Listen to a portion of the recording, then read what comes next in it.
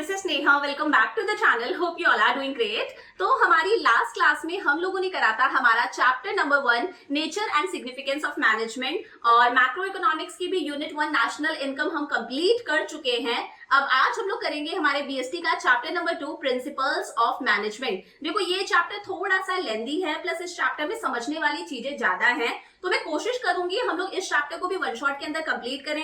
But देखते हैं यार, अगर वन शॉट में नहीं हो पाएगा तो इस चैप्टर को पार्ट वीडियोस में भी कंप्लीट कर सकते हैं। अच्छा देखो, यहाँ पर मैं जितने भी नोट्स यूज करूंगी ये सारे नोट्स आपको कहाँ मिलेंगे, तो नोट्स के लिए मेरा एक टेलीग्राम चैनल है जिसका नाम है NY classes bye Neha Jangid. तो नोट्स आपको मिलेंगे मेरे टेलीग्राम चैनल पर, यहां से आप नोट्स कलेक्ट कर सकते हो। इससे पहले मैंने जितने भी चैप्टर्स अपलोड करे हैं सारे चैप्टर्स के नोट्स ऑलरेडी अपलोडेड हैं, प्लस मैंने इंग्लिश के भी आपके बहुत सारे चैप्टर्स कवर करे हैं, फ्लैमिंगो के, विस्टास के, वो सारे नोट्स भी आपको मेरे टेलीग्राम चैनल पर मिल जाएंगे। तो अभी हम लोग शुरू करते हैं हमारा चैप्टर नंबर 2। क्या नाम है चैप्टर का? Principles of management. सबसे पहली बात भाई, मैनेजमेंट क्या होता है, तो ये हम लोगों ने चैप्टर नंबर 1 में बहुत अच्छे से पढ़ा है। देखो मैनेजमेंट क्या होता है, मैनेजर का क्या काम होता है कि मैनेजर ऑर्गेनाइजेशन के अंदर सारी चीजों को मैनेज करता है। वो काम को भी मैनेज करता है, वो सारी चीजों को भी मैनेज करता है, वो अपने एम्प्लॉइज को भी मैनेज करता है, वो हर चीज को मैनेज करता है सो दैट ऑर्गेनाइजेशन के अंदर जो काम है वो एकदम सिस्टमैटिकली हो सके, ऑर्गेनाइजेशन एकदम स्मूथली चल सके, एकदम मक्खन तरीके से चल सके, वो क्या होता है, मैनेजमेंट होता है। बट हमारे चैप्टर का नाम है प्रिंसिपल्स ऑफ मैनेजमेंट। पहली बात तो ये PAL वाला प्रिंसिपल नहीं है, ये स्कूल और कॉलेज वाला प्रिंसिपल नहीं है, दिस इज PLE। इस प्रिंसिपल का मतलब क्या होता है, इस प्रिंसिपल को हिंदी में बोला जाता है सिद्धांत। आपने सुना होगा बहुत सारे सक्सेसफुल लोग बोलते हैं कि हमारे ये प्रिंसिपल्स हैं, हमारे ये उसूल हैं, हमारे ये सिद्धांत है, तो उन्हीं उसूलों उन्हीं सिद्धांतों को बोला जाता है प्रिंसिपल। प्रिंसिपल का मतलब क्या है, देखो फॉर एग्जांपल मैं कहती हूँ मेरा ये प्रिंसिपल है कि मैं मेरी क्लास के अंदर हर बच्चे को इक्वली ट्रीट करती हूँ, फिर चाहे वो बच्चा फर्स्ट बेंचर हो, चाहे वो बैक बेंचर हो, वो गर्ल हो, वो बॉय हो, मैं मेरी क्लास में सारे बच्चों को एकदम इक्वली ट्रीट करती हूँ। मैं किसी भी बच्चे के टूवर्ड्स पार्शियल नहीं हूँ। ये क्या है, ये मेरा प्रिंसिपल है। तो हर किसी के अपने अपने प्रिंसिपल होते हैं, अपने अपनी वैल्यूज, अपने अपने सिद्धांत होते हैं। ये प्रिंसिपल्स क्या होते हैं, कुछ फंडामेंटल ट्रूथ होते हैं कि यार ये इस चीज को करने का एकदम सही तरीका है, ये एकदम परफेक्ट तरीका है इस काम को करने का। ये क्या होते हैं, कुछ फंडामेंटल ट्रूथ होते हैं, और किस पर बेस्ड होते हैं, कॉज एंड इफेक्ट रिलेशनशिप पर बेस्ड होते हैं कि अगर हम ये पर्टिकुलर प्रिंसिपल अप्लाई करेंगे, अगर हम कोई काम इस तरह से करेंगे ना, तो इसका ये इफेक्ट होगा, इसका ये आउटकम निकल कर आएगा, इसका ये रिजल्ट होगा। फॉर एग्जाम्पल मैं कहती हूँ, अगर मैं मेरा प्रिंसिपल अप्लाई करूंगी कि मेरे लिए सारे बच्चे इक्वल हैं, तो इसका क्या इफेक्ट होगा, इसका क्या आउटकम निकल कर आएगा कि हर बच्चा मेरे सब्जेक्ट में अपना बेस्ट देने की कोशिश करेगा, हर बच्चा मेरी रिस्पेक्ट करेगा, इसका यही आउटकम निकल कर आएगा ना। तो प्रिंसिपल्स क्या होते हैं, कुछ फंडामेंटल ट्रूथ होते हैं कि यार ये चीज सही है, किसी भी काम को इस तरह से करना एकदम सही है, और ये किस पर बेस्ड होते हैं, कॉज एंड इफेक्ट रिलेशनशिप पर बेस्ड होते हैं कि अगर हम किसी पर्टिकुलर सिचुएशन में किसी प्रिंसिपल को अप्लाई करेंगे तो उसका ये इफेक्ट निकल कर आएगा, उसका ये रिजल्ट निकल कर आएगा। लेकिन हमारे चैप्टर का क्या नाम है, प्रिंसिपल्स ऑफ मैनेजमेंट। देखो मैनेजमेंट के भी कुछ प्रिंसिपल्स होते हैं, मैनेजमेंट के भी कुछ उसूल होते हैं। बहुत सारे सक्सेसफुल मैनेजर्स रहे हैं, आप आगे चल के इस चैप्टर के अंदर पढ़ोगे, हेनरी फियोल हो गए, FW टेलर हो गए, ये बड़े बड़े सक्सेसफुल मैनेजर्स थे। इन्होंने अपने प्रिंसिपल्स बताए कि इन्होंने किस तरह से काम करा। फॉर एग्जाम्पल इन्होंने अपना प्रिंसिपल बताया division of work. Division of work का मतलब क्या है, ये कहते हैं कि भाई ऑर्गेनाइजेशन के अंदर आप सारा का सारा काम किसी एक ही बंदे से नहीं करवा सकते ना। अगर एक ही बंदा सारा काम करेगा तो वो बंदा गधा बन जाना है, वो अपना बेस्ट दे ही नहीं पाएगा, वो ओवरबर्डन हो जाएगा, कुछ टाइम बाद में वो आपकी ऑर्गेनाइजेशन को छोड़ के चले जाएगा। तो principle of division of work कहता है कि काम को छोटे छोटे से टुकड़ों में डिवाइड कर दो, हर बंदे से थोड़ा थोड़ा सा काम करवाओ, और उससे वो काम करवाओ जिसके अंदर वो स्पेशलाइज्ड है, जिस काम से रिलेटेड उसने पढ़ाई करी है, जिस चीज का उसको एक्सपीरियंस है, तो वो अपने आप अपना बेस्ट देगा। ये क्या है, एक प्रिंसिपल ऑफ मैनेजमेंट है। तो बहुत सारे सक्सेसफुल मैनेजर्स ने अपने प्रिंसिपल्स बताए, जो प्रिंसिपल्स आप हर जगह पढ़ते हो, अभी 12th में भी पढ़ोगे, आगे चलकर अगर आप BBA करते हो, MBA करते हो, मैनेजमेंट की पढ़ाई करते हो, हर जगह पर इन प्रिंसिपल्स को फॉलो करने वाले हो। और एक सक्सेसफुल मैनेजर के लिए जरूरी है कि उसे इन प्रिंसिपल्स ऑफ मैनेजमेंट की नॉलेज होनी चाहिए। तो ये प्रिंसिपल्स ऑफ मैनेजमेंट क्या है, कुछ ब्रॉड और जनरल गाइडलाइंस है, कुछ ब्रॉड और जनरल गाइडलाइंस हैं जो मैनेजर को बताती हैं कि मैनेजर का बिहेवियर कैसा होना चाहिए, मैनेजर किसी भी पर्टिकुलर सिचुएशन में कैसे बिहेव करे। ये मैनेजर को हेल्प करती है डिसीजन मेकिंग के अंदर। इन्हीं प्रिंसिपल्स ऑफ मैनेजमेंट के आधार पर, इन्हीं के बेसिस पर हमारा जो ऑर्गेनाइजेशन के अंदर मैनेजर है वो कोई भी डिसीजन लेता है तो ये सिर्फ क्या है, जनरल गाइडलाइंस है। फॉर एग्जांपल मैं कहती हूँ हमें कहीं पर जाना है तो हम गूगल मैप से रास्ता देखते हैं ना, तो गूगल मैप हमें सिर्फ एक डायरेक्शन बताता है कि लेफ्ट जा, राइट जा, स्ट्रेट जा, किस तरह से जा। एक्चुअली जाना तो हमें ही पड़ेगा ना, चलानी तो गाड़ी हमें ही पड़ेगी। तो सेम ऐसे ही ये प्रिंसिपल्स ऑफ मैनेजमेंट भी क्या है, जनरल गाइडलाइंस है जो मैनेजर को बताती है कि वो किसी भी पर्टिकुलर सिचुएशन में कैसे बिहेव करे, उसे हेल्प करती है डिसीजंस लेने में, फोर्स नहीं करती कि आप ये प्रिंसिपल्स अप्लाई करो ही, सिर्फ जनरल गाइडलाइंस है। समझ में आ गया? तो यहाँ पर कीवर्ड्स आपको याद रखने हैं। प्रिंसिपल्स ऑफ मैनेजमेंट क्या है, कुछ ब्रॉड और जनरल गाइडलाइंस है जो मैनेजर को हेल्प करती है कि डे टू डे लाइफ में उसका बिहेवियर कैसा होना चाहिए, वो कैसे किसी पर्टिकुलर सिचुएशन के साथ में डील करे, कैसे काम करे, वो किस तरह से अपने डिसीजंस ले। मतलब जिस तरह से सलमान भाई बोलते हैं ना, जो जीजाजी बोलेंगे मैं वही करूंगा, सेम वही बात है यहाँ पर मैनेजर भी बोलता है, जो मैनेजमेंट के प्रिंसिपल्स बोलेंगे ना मैं एकदम वही करूंगा, उन प्रिंसिपल्स को मैं फॉलो करूंगा। कंपल्सरी नहीं है, कोई कानून नहीं है कि आप इन प्रिंसिपल्स को फॉलो करो ही, बट अच्छा रहेगा अगर आप इन प्रिंसिपल्स को फॉलो करो। तो समझ में आगे भाई मैनेजमेंट के प्रिंसिपल्स होते क्या हैं। अब देखो, एक होते हैं हमारे मैनेजमेंट के प्रिंसिपल्स और एक होते हैं हमारे साइंस के प्रिंसिपल्स। साइंस के प्रिंसिपल्स एकदम अलग है, मैनेजमेंट के प्रिंसिपल्स एकदम अलग है। साइंस के जो प्रिंसिपल्स होते हैं ना वो एकदम रिजिड होते हैं, एकदम स्ट्रिक्ट होते हैं कि हमें उन प्रिंसिपल्स को एज इट इज फॉलो करना ही होता है, आप इन्हें चेंज नहीं कर सकते। लेकिन मैनेजमेंट के प्रिंसिपल्स कैसे होते हैं, फ्लेक्सिबल होते हैं, इन्हें हम पर्टिकुलर सिचुएशन के हिसाब से चेंज कर सकते हैं। फॉर एग्जाम्पल मैं कहती हूँ साइंस का प्रिंसिपल है कि अगर आप एसिड और आयरन को रिएक्ट करवाओगे तो हाइड्रोजन गैस इवॉल्व होगी, ये चीज फिक्स है, ये चीज क्या है, एकदम रिजिड है।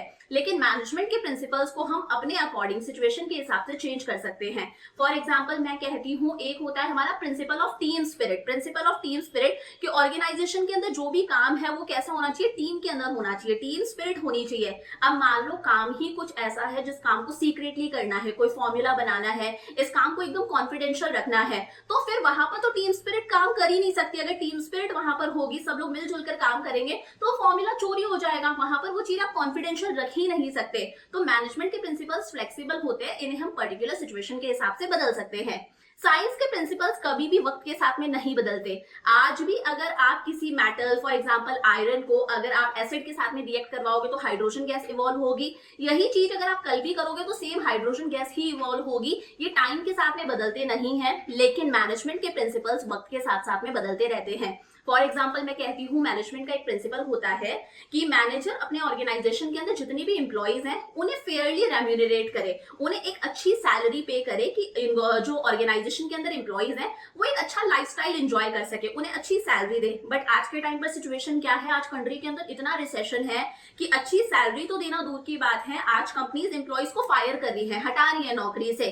तो ये क्या है, यहाँ पर मैनेजमेंट का प्रिंसिपल चेंज हो गया सिचुएशन के अकॉर्डिंग। तो मैनेजमेंट के प्रिंसिपल सिचुएशन के अकॉर्डिंग चेंज होते रहते हैं। साइंस के प्रिंसिपल्स एकदम स्टैटिक हैं, वो जैसे हैं वो वैसे ही अप्लाई होंगे, इन्हें आप चेंज नहीं कर सकते। अगर आप थोड़ा बहुत भी कुछ चेंज करने की कोशिश करोगे रिएक्शन के अंदर तो कुछ भी हो सकता है, ब्लास्ट कुछ भी हो सकता है।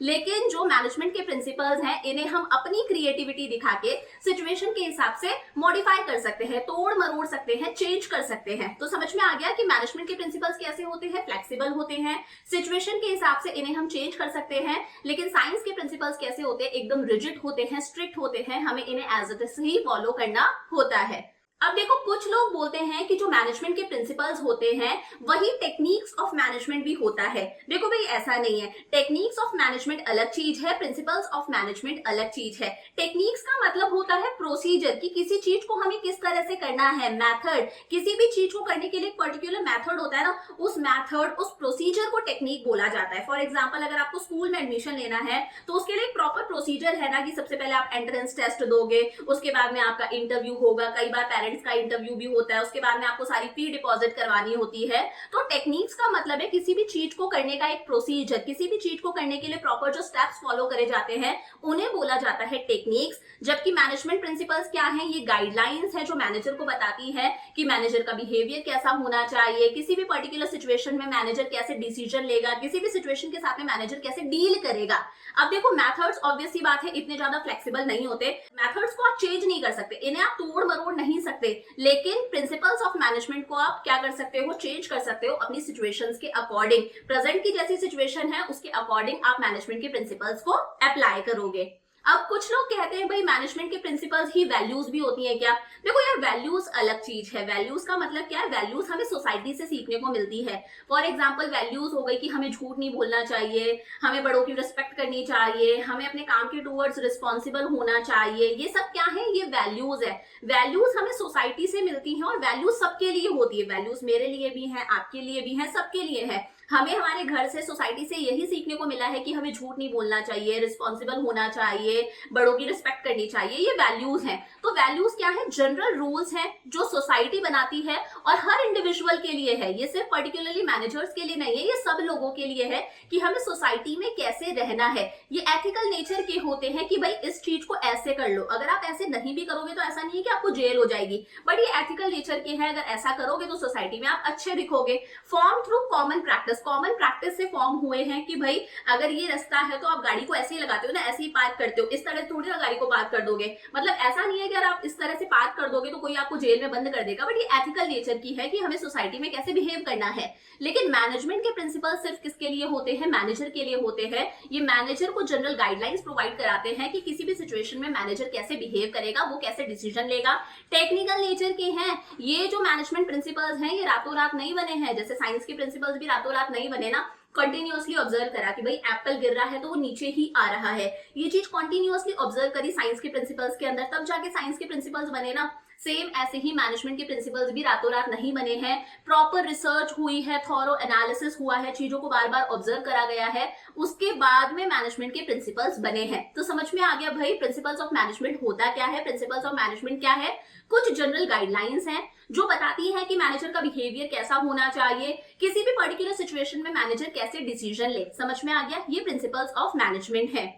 अब बात करते हैं nature of principles of management. देखो, नेचर को ही हम कैरेक्टरिस्टिक्स भी बोलते हैं, नेचर को ही हम फीचर्स भी बोलते हैं। तो एग्जाम में चाहे कुछ भी लिखने को आए, आपको यही लिखकर आने हैं। 7 है हमारे पास में। एक है यूनिवर्सल एप्लीकेबिलिटी, एक है general guidelines, third is formed by practice and experimentation, fourth is ये फ्लेक्सिबल होते हैं, fifth is mainly behavioural, sixth is cause and effect relationship and seventh is contingent. One by one समझते हैं। देखो, principles of management कैसे होते हैं? Universal applicability. Universal applicability का मतलब है ये जो मैनेजमेंट के प्रिंसिपल्स है ना, जैसे कुछ प्रिंसिपल्स मैं बोलती हूँ डिवीजन ऑफ वर्क। काम को डिवाइड कर दो, एक ही बंदे से आप सारा काम मत करवाओ, काम को डिवाइड कर दो, हर बंदे से थोड़ा थोड़ा सा काम करवाओ और उससे वो काम करवाओ जिसमें वो एकदम स्पेशलाइज्ड है, एकदम परफेक्ट है कि उसके जैसा तो कोई इस काम को कर ही नहीं सकता। ये डिवीजन ऑफ वर्क हो गया। एक हो गया प्रिंसिपल ऑफ रेम्यूनरेशन। हर एम्प्लॉय को एक अच्छी सैलरी पे करो कि वो एक अच्छा लाइफस्टाइल जी सके, एक अच्छा स्टैंडर्ड ऑफ लिविंग जी सके, but it should be with in the paying capacity of company. Company की औकात के अंदर होना चाहिए, कंपनी की हैसियत है उतना कंपनी पे करे। एक हो गया प्रिंसिपल ऑफ इक्विटी कि ऑर्गेनाइजेशन के अंदर सारे के सारे एम्प्लॉयज को आप एकदम इक्वली ट्रीट करो, फिर चाहे वो किसी भी रिलीजन का हो, किसी भी नेशनैलिटी का हो, वो लड़का हो लड़की हो, आप सबको इक्वली ट्रीट करो। ये कुछ प्रिंसिपल्स हैं। अब ये क्या है? यूनिवर्सली एप्लीकेबल है। यूनिवर्सल एप्लीकेबिलिटी को ही हम परवेसिव भी बोलते हैं। क्या कहते हैं? परवेसिव। ये जो मैनेजमेंट के प्रिंसिपल्स हैं ये हर जगह अप्लाई होते हैं। ये एक बड़ी सी मल्टीनेशनल कंपनी में भी अप्लाई होते हैं, तो एक छोटी सी चाय की दुकान पर भी अप्लाई होते हैं। ये हर जगह अप्लाई होते हैं। ये पब्लिक सेक्टर में भी अप्लाई होते हैं, अगर कोई गवर्नमेंट की ऑर्गेनाइजेशन है उसमें भी अप्लाई होंगे, हम जैसे लोगों की कोई प्राइवेट ऑर्गेनाइजेशन है उसमें भी अप्लाई होंगे। अगर आपकी कोई मैन्युफैक्चरिंग कंसर्न है जहां पर प्रोडक्शन हो रहा है वहां पर भी ये प्रिंसिपल्स अप्लाई होंगे।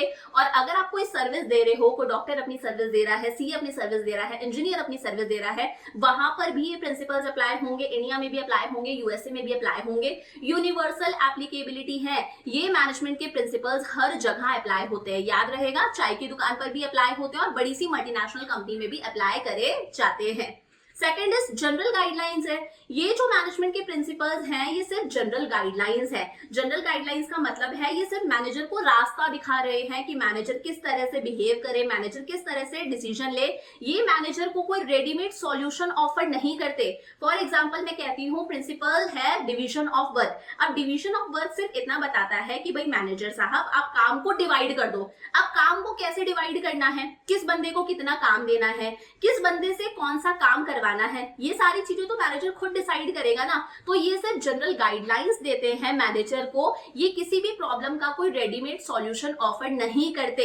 ये खुद मैनेजर डिसाइड करेगा कि किस बंदे को क्या काम देना है, किस बंदे से कैसे काम करवाना है। फॉर एग्जाम्पल जब हम गूगल मैप पर डायरेक्शन देखते हैं तो वो सिर्फ हमें गाइड करता है कि हमें लेफ्ट जाना है, राइट जाना है, स्ट्रेट जाना है। जाना तो अल्टीमेटली हमें ही पड़ेगा, गाड़ी तो हमें ही चलानी पड़ेगी। तो वही रेडीमेड सोल्यूशन नहीं देते, ये सिर्फ हमें जनरल गाइडलाइंस प्रोवाइड करते हैं।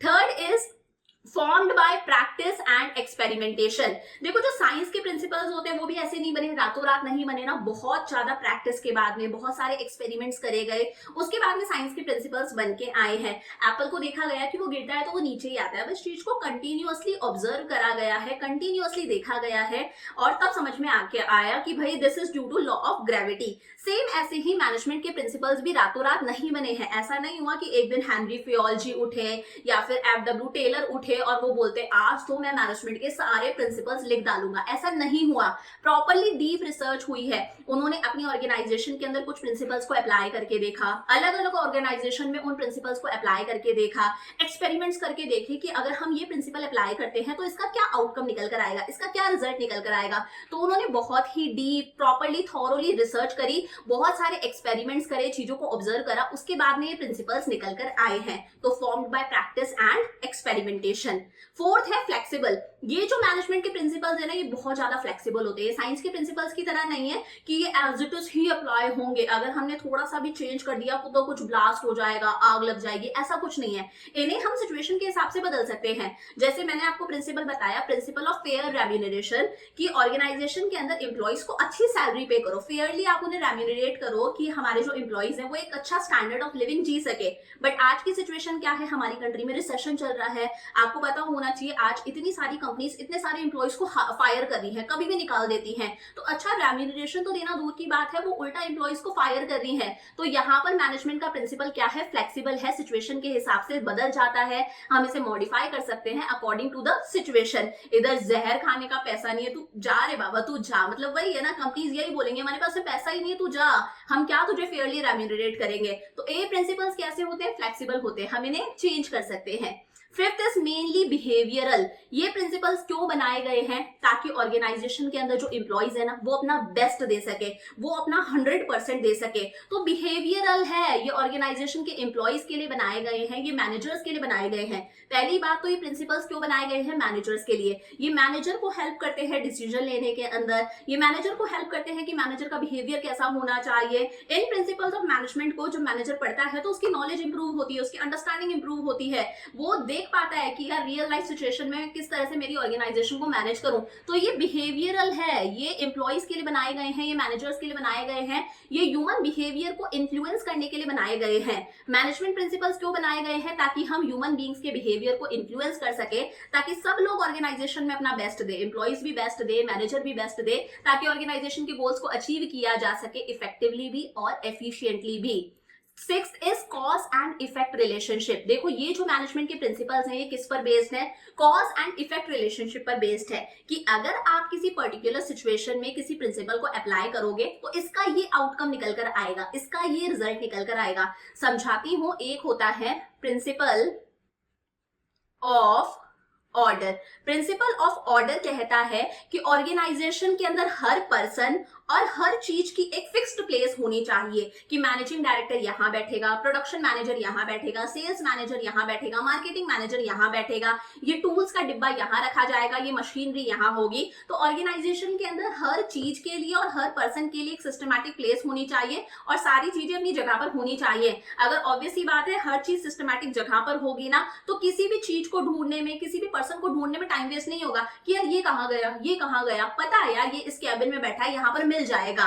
और अगर ये प्रिंसिपल अप्लाई होता है तो यहाँ पर टाइम का कोई वेस्टेज नहीं होगा, एनर्जी का कोई वेस्टेज नहीं होगा, ढूंढना नहीं पड़ेगा यार टूल बॉक्स कहाँ है, टूल बॉक्स कहाँ है, पता है टूल बॉक्स यहाँ पर रखा हुआ है, ढूंढना नहीं पड़ेगा। और ये सेल्स मैनेजर कहाँ है, सेल्समैन को देखा क्या, सेल्स मैनेजर को देखा, ढूंढना ही नहीं पड़ेगा, हमें पता है सेल्स मैनेजर अपने कैबिन में बैठा है। तो अगर ये प्रिंसिपल अप्लाई होगा तो इसका क्या रिजल्ट निकल कर आएगा, कि काम स्पीड से होगा, किसी तरह का कोई वेस्टेज नहीं होगा टाइम का, एनर्जी का। तो मैनेजमेंट प्रिंसिपल्स किस पर बेस्ड होते हैं, कॉज एंड इफेक्ट रिलेशनशिप पर बेस्ड होते हैं। ये बताते हैं कि अगर किसी भी पर्टिकुलर प्रिंसिपल को अप्लाई करा जाएगा तो उसका क्या रिजल्ट, क्या आउटकम निकल कर आएगा। लास्ट है ये कंटेंजेंट होते हैं, ये किसी भी पर्टिकुलर सिचुएशन पर डिपेंड करते हैं। फॉर एग्जाम्पल मैं कहती हूँ, एक होता है प्रिंसिपल ऑफ टीम स्पिरिट, कि ऑर्गेनाइजेशन में टीम स्पिरिट होनी चाहिए, सब लोग टीम के अंदर काम करें, मिलजुल कर काम करें। मैंने पहले भी एग्जाम्पल दिया है। अब मान लो काम ही कुछ ऐसा है कि इस काम को एकदम कॉन्फिडेंशियल रखना है, किसी को नहीं बताना है क्या काम हो रहा है, काम को एकदम कॉन्फिडेंशियल रखना है, तो आप बताओ टीम में काम कर सकते हो? नहीं कर सकते, तब आपको इंडिविजुअली काम करना पड़ेगा। तो ये जो मैनेजमेंट के प्रिंसिपल्स होते हैं ये सिचुएशन पर डिपेंड करते हैं, ये डिपेंड करते हैं हमें पर्टिकुलर सिचुएशन में कौन सा प्रिंसिपल अप्लाई करना है, प्रिंसिपल अप्लाई करना भी है या अप्लाई नहीं करना। ऐसी सिचुएशन में आप principle of team spirit apply नहीं करोगे। तो ये किस पर बेस्ड होते हैं? प्रेजेंट की सिचुएशन पर डिपेंड होते हैं कि प्रेजेंट में क्या सिचुएशन चल रही है, इन्हें हम चेंज कर सकते हैं हमारी रिक्वायरमेंट्स के अकॉर्डिंग। तो समझ में आ गया nature of principles of management. फटाफट से रिवाइज करो। यूनिवर्सली एप्लीकेबल होते हैं, परवेसिव होते हैं, जनरल गाइडलाइंस देते हैं, किसी भी प्रॉब्लम का रेडीमेड सॉल्यूशन ऑफर नहीं करते। ऐसे ही नहीं बने हैं रातों रात, प्रॉपर प्रैक्टिस, प्रॉपर एक्सपेरिमेंटेशन के बाद में ये प्रिंसिपल्स बने हैं। फ्लेक्सिबल होते हैं, इन्हें हम सिचुएशन के अकॉर्डिंग मॉडिफाई कर सकते हैं, तोड़ मरोड़ सकते हैं, इनके अंदर चेंजेस लेकर आ सकते हैं। क्यों बनाए गए हैं? ताकि ह्यूमन बिहेवियर को इन्फ्लुएंस करा जा सके, ताकि मैनेजर्स और एम्प्लॉइज इस तरह से काम करें कि ऑर्गेनाइजेशन के गोल्स को अचीव किया जा सके। कॉज एंड इफेक्ट रिलेशनशिप पर बेस्ड है कि किसी भी पर्टिकुलर सिचुएशन में अगर आप किसी प्रिंसिपल को अप्लाई करोगे ना, तो इसका ये आउटकम, ये रिजल्ट निकल कर आएगा। और कंटिजेंट होते हैं, ये डिपेंड करता है कि सिचुएशन क्या चल रही है, सिचुएशन के अकॉर्डिंग प्रिंसिपल अप्लाई करा जाता है। क्लियर हो गया? अब बात करते हैं importance of principles of management. देखो, इंपॉर्टेंस को ही हम सिग्निफिकेंस भी बोलते हैं, significance of principles of management, कि इन प्रिंसिपल्स ऑफ मैनेजमेंट की नॉलेज होना क्यों जरूरी है, किसी भी मैनेजर के लिए क्यों जरूरी है कि वो ये प्रिंसिपल्स ऑफ मैनेजमेंट पढ़े। देखो, ये प्रिंसिपल्स ऑफ मैनेजमेंट आपको हर जगह पढ़ने, अभी आप 12th में भी पढ़ रहे हो, अगर आगे चल के आप मैनेजमेंट से रिलेटेड पढ़ाई करोगे तो आपको बीबीए में भी पढ़ने पड़ेंगे, एमबीए में भी पढ़ने को मिलेंगे। तो एक सक्सेसफुल मैनेजर के लिए जरूरी है कि उसे इन प्रिंसिपल्स ऑफ मैनेजमेंट की नॉलेज हो, जो आगे चल के हम इस चैप्टर में पढ़ेंगे। क्यों जरूरी है? Providing managers with useful insight into reality. अगर किसी मैनेजर को इन प्रिंसिपल्स ऑफ मैनेजमेंट की नॉलेज है, अगर उसने ये सारे प्रिंसिपल्स पढ़े हैं, तो डेफिनेटली इससे उसकी नॉलेज इंक्रीज होगी, इससे उसकी एबिलिटी इंक्रीज होगी, इससे उसकी अंडरस्टैंडिंग इंप्रूव होगी, और इससे उसको पता चलेगा कि यार रियल लाइफ सिचुएशन के अंदर, रियलिटी के अंदर किस तरह से इन प्रिंसिपल्स को अप्लाई करना है, कैसे डिवीजन ऑफ वर्क अप्लाई करना है, कैसे प्रिंसिपल ऑफ ऑर्डर अप्लाई करना है, कैसे principle of fair remuneration, principle of equity हमें अप्लाई करना है। और ये हेल्प करता है मैनेजर को कि वो सही समय पर सही डिसीजन ले सके। तो डेफिनेटली अगर किसी मैनेजर को इन प्रिंसिपल्स ऑफ मैनेजमेंट की नॉलेज है, तो उसकी नॉलेज इंप्रूव होगी, उसकी एबिलिटी इंप्रूव होगी, उसकी अंडरस्टैंडिंग इंप्रूव होगी, और वो सही टाइम पर सही डिसीजन ले पाएगा। ये कुछ कीवर्ड्स है जो मैंने हाईलाइट करे हैं। Second is optimum utilisation of resources and effective administration. देखो, प्रिंसिपल्स ऑफ मैनेजमेंट हमेशा क्या बोलते हैं कि ऑर्गेनाइजेशन के अंदर मैनेजर साहब आप जो भी काम कर रहे हो ना, वो सारा काम एकदम सिस्टमैटिकली प्लान्ड होना चाहिए। तो ये प्रिंसिपल्स ऑफ मैनेजमेंट किस पर स्ट्रेस डालते हैं? प्लान्ड एक्टिविटीज पर, कि मैनेजर साहब आप पहले सारी चीजों को प्लान कर लो कि क्या करना है, कैसे करना है, कब करना है, कौन सा काम किससे करवाना है, प्रॉपर प्लानिंग करो। जितना भी मैन एंड मटीरियल है, जितने भी एम्प्लॉइज हैं, जितना भी मटीरियल है, मशीनरी है, पैसा है, उनका सिस्टमैटिकली वो सारी की सारी चीजें ऑर्गेनाइज्ड होनी चाहिए, सारी चीजें जगह पर होनी चाहिए, प्रॉपर सिस्टमैटिक ऑर्गेनाइजेशन होना चाहिए। अब अगर काम इतना सिस्टमैटिक तरीके से होगा, प्रॉपर प्लानिंग वगैरह के बाद में होगा, तो मुझे बताओ अपने आप रिसोर्सेज का प्रॉपर यूटिलाइजेशन नहीं होगा, ह्यूमन बींग्स का भी प्रॉपर यूटिलाइजेशन होगा, वो अपना 100% देंगे। अगर आप उन्हें अच्छा रेम्यूनरेशन पे करोगे तो वो अपना 100% देंगे, अगर आप सबको इक्वली ट्रीट करोगे तो वो अपना 100% देंगे। तो ह्यूमन बींग्स का भी प्रॉपर यूटिलाइजेशन होगा, मशीनों का भी प्रॉपर यूटिलाइजेशन होगा, पैसे का भी प्रॉपर यूटिलाइजेशन होगा। तो ये प्रिंसिपल्स ऑफ मैनेजमेंट बनाए ही इसलिए गए हैं ताकि ह्यूमन बींग्स का भी प्रॉपर यूटिलाइजेशन हो और अदर रिसोर्सेज का भी प्रॉपर यूटिलाइजेशन हो। Third is scientific decision. ये प्रिंसिपल्स ऑफ मैनेजमेंट बोलते हैं कि भाई मैनेजर साहब आप जो भी डिसीजन ले रहे हो, वो डिसीजन कैसा होना चाहिए? थॉटफुल डिसीजन होना चाहिए। आप सोच समझ के कोई भी डिसीजन लो। आप कोई भी डिसीजन ऐसे ही नहीं ले सकते, इंट्यूशन के बेसिस पर नहीं ले सकते कि मुझे तो ये लगा इसलिए मैंने ये डिसीजन ले लिया। मैनेजर साहब अगर आप कोई भी डिसीजन ले रहे हो तो आपका डिसीजन कैसा होना चाहिए? थॉटफुल होना चाहिए। आप सोच समझ के डिसीजन लो। आपका डिसीजन लॉजिक्स पर बेस्ड होना चाहिए, ब्लाइंड फेथ पर बेस्ड नहीं होना चाहिए कि आपने किसी किसी एम्प्लॉय को भरोसा करके कोई डिसीजन ले लिया। आपका डिसीजन किस पर बेस्ड होना चाहिए? लॉजिक्स पर बेस्ड होना चाहिए। आप साइंटिफिकली सारी चीजें सोचो। Management decisions taken on the basis of principles are free from bias and prejudice. अगर आप इन मैनेजमेंट प्रिंसिपल्स के बेसिस पर कोई डिसीजन ले रहे हो ना, तो आपका डिसीजन कैसा होगा? एकदम फ्री फ्रॉम बायस होगा। बिल्कुल भी पक्षपात नहीं करोगे, बिल्कुल भी बायस्ड नहीं होगे, कोई प्रीजुडिस नहीं होगा। मैनेजर ऐसा नहीं होना चाहिए कि उसने पहले से मेंटालिटी बना रखी है किसी पर्सन के लिए कि यार ये बंदा तो ऐसे ही काम करता है। ऐसा नहीं होना चाहिए। वो हर चीज को प्रॉपर्ली ऑब्जर्व करे, लॉजिकली सोचे, उसके बाद में अपने डिसीजंस ले। Fourth is meeting changing environment requirement. देखो हर बिजनेस कहाँ एग्जिस्ट करता है? एक एनवायरमेंट में एग्जिस्ट करता है, और ये जो बिजनेस का एनवायरमेंट है ये कंटिन्यूअसली चेंज होता रहता है। कभी सरकार बदल जाती है, कभी गवर्नमेंट की कोई पॉलिसी बदल जाती है, कभी कस्टमर का टेस्ट चेंज हो जाता है, कभी कोई नई डिमांड आ जाती है, नई टेक्नोलॉजी आ जाती है। तो बिजनेस का एनवायरमेंट चेंज होता रहता है, और हर बिजनेस को अपने अंदर चेंज लेकर आना जरूरी है according to the changes taking place in business environment. अब ऐसे में कई बार ये भी होता है जब बिजनेस के अंदर चेंज लेकर आते हैं ना, तो हमारे एम्प्लॉइज रेजिस्ट करते हैं। एम्प्लॉइज उस चेंज को एक्सेप्ट नहीं करते। फॉर एग्जाम्पल जब कोविड आया था तो बहुत सारे स्कूल्स ऑनलाइन पर शिफ्ट हो गए थे, बट शुरुआती में बहुत सारे टीचर्स ऐसे थे जो इस चेंज को रेजिस्ट कर रहे थे कि हम तो ऑनलाइन क्लासेस नहीं लेंगे, हमारे पास में नेट नहीं है, हमारे पास में लैपटॉप नहीं है, हमारे पास में हम इतना टेक्नोलॉजी से अवेयर नहीं है, हम ऑनलाइन क्लासेस नहीं लेंगे। अब अगर एक मैनेजर को इन प्रिंसिपल्स ऑफ मैनेजमेंट की नॉलेज है तो वो अपने एम्प्लॉइज को बहुत अच्छे से टैकल कर सकता है कि आप ऑनलाइन क्लासेस लो, आपको इंटरनेट फैसिलिटी हम देंगे। अगर आप ऑनलाइन क्लासेस लोगे तो आपके लिए अच्छा है, आप घर पे बैठोगे, इन्फेक्शन से फ्री रहोगे, आपको परमानेंट सैलरी मिलती जाएगी, और आपके लिए अच्छा है, आप अपग्रेड होगे, आपको सीखने को मिलेगा, टेक्नोलॉजी से अवेयर होगे। तो यहाँ पर एम्प्लॉय उस चेंज को एक्सेप्ट करेगा। तो ऑर्गेनाइजेशन में अगर चेंज लेकर आना है तो ये प्रिंसिपल्स ऑफ मैनेजमेंट मैनेजर को ट्रेन करते हैं कि वो अपने ऑर्गेनाइजेशन के अंदर चेंज सही डायरेक्शन में लेकर आए, सही तरीके से चेंज लेकर आए। क्लियर है? Fifth is effective administration. देखो मैनेजर अपने ऑर्गेनाइजेशन को स्मूथली चलाने के लिए बहुत सारे प्लान्स बनाता है, बहुत सारी पॉलिसीज बनाता है, बहुत सारी स्ट्रेटेजीज बनाता है। ये मैनेजमेंट प्रिंसिपल्स ही मैनेजर को हेल्प करते हैं कि वो अच्छी प्लान्स बना सके, अच्छी पॉलिसीज बना सके, अच्छी स्ट्रेटेजीज बना सके, ताकि ऑर्गेनाइजेशन के अंदर एकदम सिस्टमैटिक वे में काम हो सके। Fulfilling social responsibility. देखो हर ऑर्गेनाइजेशन की अपनी सोसाइटी के टूवर्ड्स भी एक रिस्पॉन्सिबिलिटी बनती है। कोई भी ऑर्गेनाइजेशन सोसाइटी में एग्जिस्ट करता है, वो सोसाइटी के ही बंदों को यूज कर रहा है एज अ लेबर अपने यहाँ पर। वो अपना प्रोडक्ट बना के भी किसको बेचता है? सोसाइटी को ही बेचता है। अगर सर्विसेज भी दे रहा है तो सर्विसेज भी किसको देगा? सोसाइटी को ही देगा। तो हर बिजनेस की अपनी सोसाइटी के टूवर्ड्स भी एक रिस्पॉन्सिबिलिटी बनती है ना। और अगर मैनेजर को इन प्रिंसिपल्स ऑफ मैनेजमेंट की नॉलेज है ना, तो ये प्रिंसिपल्स ऑफ मैनेजमेंट कहीं ना कहीं मैनेजर को बताते हैं कि वो कैसे अपनी सोशल रिस्पॉन्सिबिलिटी को फुलफिल करे। जैसे प्रिंसिपल ऑफ फेयर रेम्यूनरेशन है कि आप एम्प्लॉइज को अच्छी सैलरी पे करो। ये क्या है? एक सोसाइटी के टूवर्ड्स रिस्पॉन्सिबिलिटी है ना, ताकि एम्प्लॉइज एक अच्छा लाइफस्टाइल जी सके। प्रिंसिपल कहता है कि आप सोसाइटी को अच्छी क्वालिटी के प्रोडक्ट्स बना के बेचो, वो भी रीजनेबल प्राइस पर। ये क्या है? सोसाइटी के टूवर्ड्स एक रिस्पॉन्सिबिलिटी है। तो मैनेजमेंट प्रिंसिपल्स मैनेजर को हेल्प करते हैं कि वो अपनी सोशल रिस्पॉन्सिबिलिटी को भी पूरा कर सके। और जो मैनेजर इन सोशल रिस्पॉन्सिबिलिटीज को पूरा करता है ना, ऐसा ऑर्गेनाइजेशन बहुत आगे निकलता है। और अगर आपने सोसाइटी को इग्नोर करना स्टार्ट कर दिया, आप सोसाइटी के बारे में नहीं सोच रहे हो, आप पॉल्यूशन क्रिएट कर रहे हो, एम्प्लॉइज को अच्छा पे नहीं कर रहे, सोसाइटी को अच्छे गुड्स बना के नहीं दे रहे हो, बना के भी दे रहे हो तो बहुत हाई प्राइस चार्ज कर रहे हो, ऐसा बिजनेस लंबे समय में चल नहीं पाता। और लास्ट है management training, management education and management research. देखो आप मैनेजमेंट के अंदर कोई भी पढ़ाई कर लो, अभी आप 12th कर रहे हो, आगे चल के आप मैनेजमेंट स्टडीज करते हो, मान लो बीबीए करते हो, एमबीए करते हो, ये मैनेजमेंट प्रिंसिपल्स आपको हर जगह पढ़ने हैं। एजुकेशन के अंदर भी आपको ये मैनेजमेंट प्रिंसिपल्स पढ़ने हैं। आगे चल के अगर आप कोई रिसर्च वर्क करते हो, R&D रिसर्च एंड डेवलपमेंट से रिलेटेड काम, वहां पर भी आपको ये मैनेजमेंट प्रिंसिपल्स पढ़ने पड़ेंगे। मैनेजमेंट से रिलेटेड ट्रेनिंग लेते टाइम पर भी आपको ये सारे के सारे मैनेजमेंट प्रिंसिपल्स पढ़ने पड़ेंगे।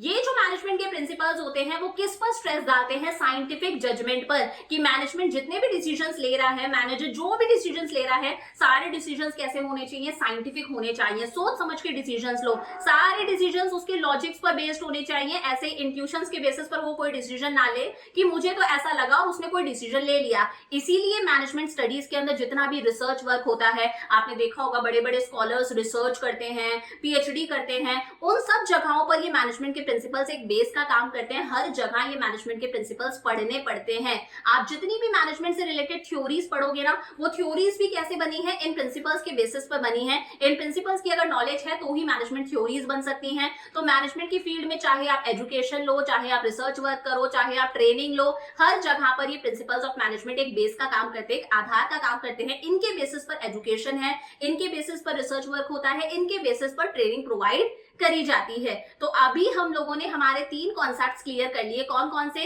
कि प्रिंसिपल्स ऑफ मैनेजमेंट होता क्या है, प्रिंसिपल्स ऑफ मैनेजमेंट क्या है। ये सिर्फ जनरल गाइडलाइंस है जो बताती हैं कि मैनेजर किस तरह से बिहेव करे, मैनेजर किस तरह से अपने डिसीजंस ले।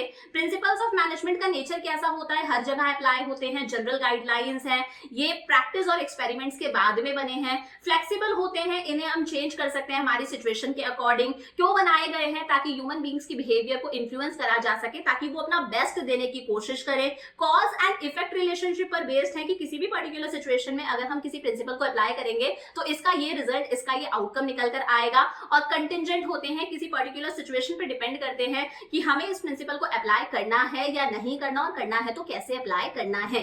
इनकी क्या इंपॉर्टेंस है? अगर किसी मैनेजर को इन प्रिंसिपल्स ऑफ मैनेजमेंट की नॉलेज है तो उसकी नॉलेज इंप्रूव होगी, उसकी अंडरस्टैंडिंग इंप्रूव होगी, वो सही टाइम पर सही डिसीजन ले सकता है रियल लाइफ सिचुएशन के अंदर, जब वो एक्चुअली अपनी ऑर्गेनाइजेशन के अंदर चीजों को मैनेज कर रहा है।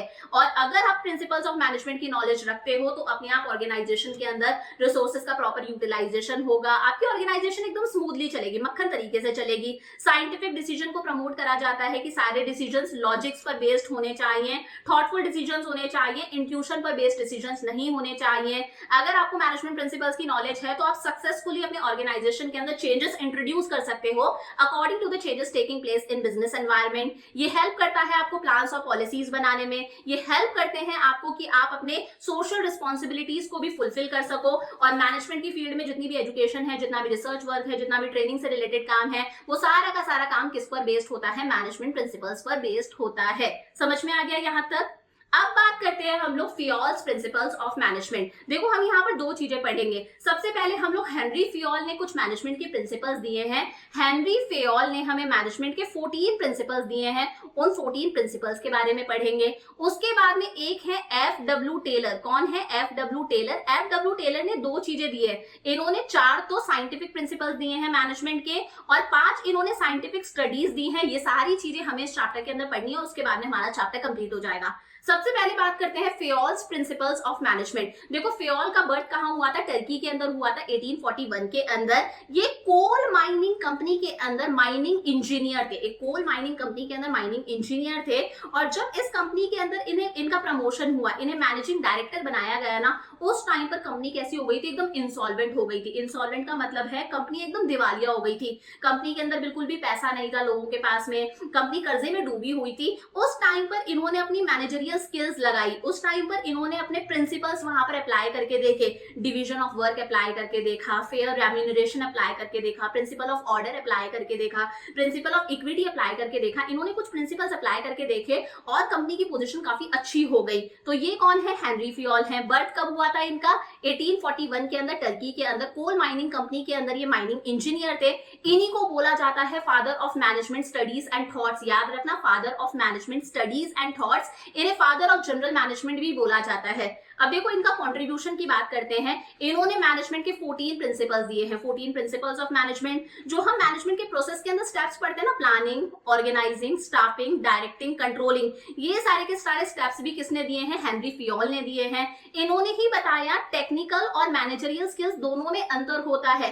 टेक्निकल स्किल्स का मतलब है कि आपको टेक्निकल चीजें पता है कि इस मशीनरी को कैसे ऑपरेट करना है, इस पर्टिकुलर काम को कैसे करना है। लेकिन मैनेजरियल स्किल्स अलग होती हैं कि ऑर्गेनाइजेशन के अंदर हर चीज को मैनेज कैसे करना है, सबको कैसे साथ में लेकर चलना है, कैसे प्रॉपर कोऑर्डिनेशन हो, कैसे प्लानिंग कर रहा हो। तो इन्होंने बताया टेक्निकल स्किल्स अलग होती है, मैनेजरियल स्किल्स अलग होती है। आपको मेन यहाँ पर क्या याद रखना है कि इन्हीं को father of management studies and thoughts भी बोला जाता है, इन्हीं को फादर ऑफ जनरल मैनेजमेंट भी बोला जाता है। ये जो मैनेजमेंट के स्टेप्स हैं वो भी किसने दिए? हेनरी फियोल ने। और इन्होंने मैनेजमेंट के कितने प्रिंसिपल्स दिए? 14 प्रिंसिपल्स ऑफ मैनेजमेंट। याद रहेगा, पूरा नाम क्या है? हेनरी फियोल। तो इन्होंने मैनेजमेंट के कितने प्रिंसिपल्स दिए? 14 प्रिंसिपल्स दिए। ये सारे के सारे 14 प्रिंसिपल्स हैं। इन्हें याद कैसे रखोगे? तो इसके लिए मैंने एक ट्रिक बताई है।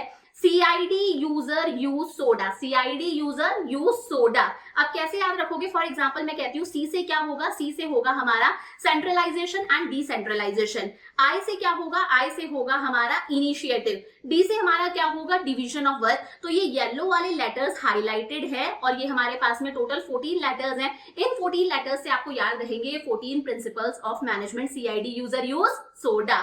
पढ़ते हैं वन बाय वन। पहला प्रिंसिपल जो फेयोल ने दिया वो क्या है? डिवीजन ऑफ वर्क है। देखो डिवीजन ऑफ वर्क का मतलब है, फेयोल कहते हैं आप ऑर्गेनाइजेशन में एक ही बंदे से सारा काम नहीं करा सकते। अगर एक ही बंदा सारा काम करेगा ना तो वो गधा बन जाना है। फॉर एग्जाम्पल स्कूल के अंदर भी ऐसा होता है कि एक ही टीचर आपको इंग्लिश भी पढ़ा रहा है, एक ही अकाउंट्स भी पढ़ा रहा है, एक ही इको भी पढ़ा रहा है, एक ही BST भी पढ़ा रहा है। नहीं है ना प्रैक्टिकली पॉसिबल।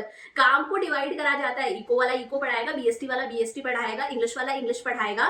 काम को डिवाइड करा जाता है किसके बेसिस पर? बंदे की क्वालिफिकेशन के बेसिस पर कि उसने किस चीज में पढ़ाई करी है। अगर उसे इको से रिलेटेड नॉलेज है तो वो इको पढ़ाएगा, अगर उसने BST की पढ़ाई करी है तो वो BST पढ़ाएगा, इंग्लिश की नॉलेज है तो वो इंग्लिश पढ़ाएगा। तो डिवीजन ऑफ वर्क यही कहता है, फेयोल कहते हैं ऑर्गेनाइजेशन में आप सारा का सारा काम एक ही बंदे से मत कराओ, बल्कि आप काम को छोटे छोटे टुकड़ों में डिवाइड कर दो। हर बंदे से आप अलग अलग थोड़ा थोड़ा काम कराओ और आप उसको काम दोगे भी कैसे? उसकी कैपेबिलिटी के हिसाब से कि वो किस चीज में कैपेबल है, उसकी क्वालिफिकेशन के हिसाब से, उसके एक्सपीरियंस के हिसाब से। According to this principle, the whole work must be divided into small tasks. पूरे काम को छोटे छोटे से टास्क में डिवाइड कर दो।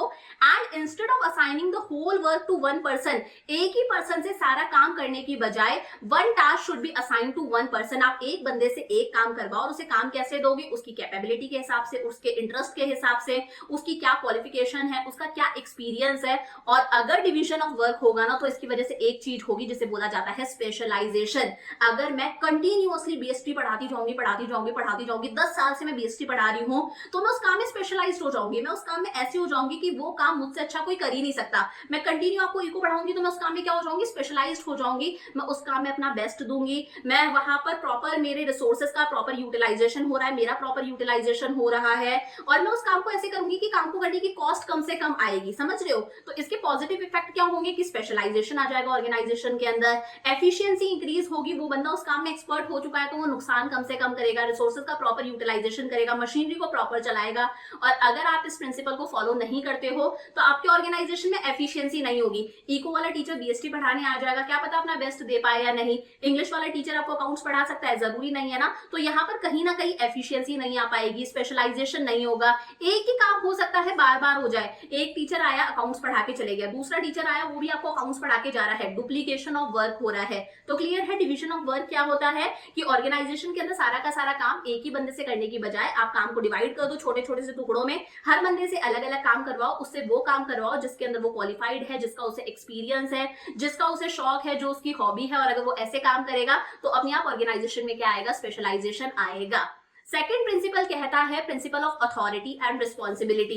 देखो अथॉरिटी का मतलब क्या होता है? पावर। पावर किसके पास में होती है? सबसे ज्यादा बॉस के पास में होती है। Power to take decision, decision लेने की power, power to give orders, ये पावर्स बॉस के पास ही होती है। बॉस ही सारे डिसीजंस लेता है, बॉस ही सारे ऑर्डर्स देता है, तो इसे बोला जाता है अथॉरिटी। अथॉरिटी मतलब क्या होता है? पावर। यहाँ पर पावर किसके पास में है? पावर इसके पास में है। एक होता है रिस्पॉन्सिबिलिटी। रिस्पॉन्सिबिलिटी मतलब आपको जो काम दिया गया है आप उस काम को कंप्लीट करो।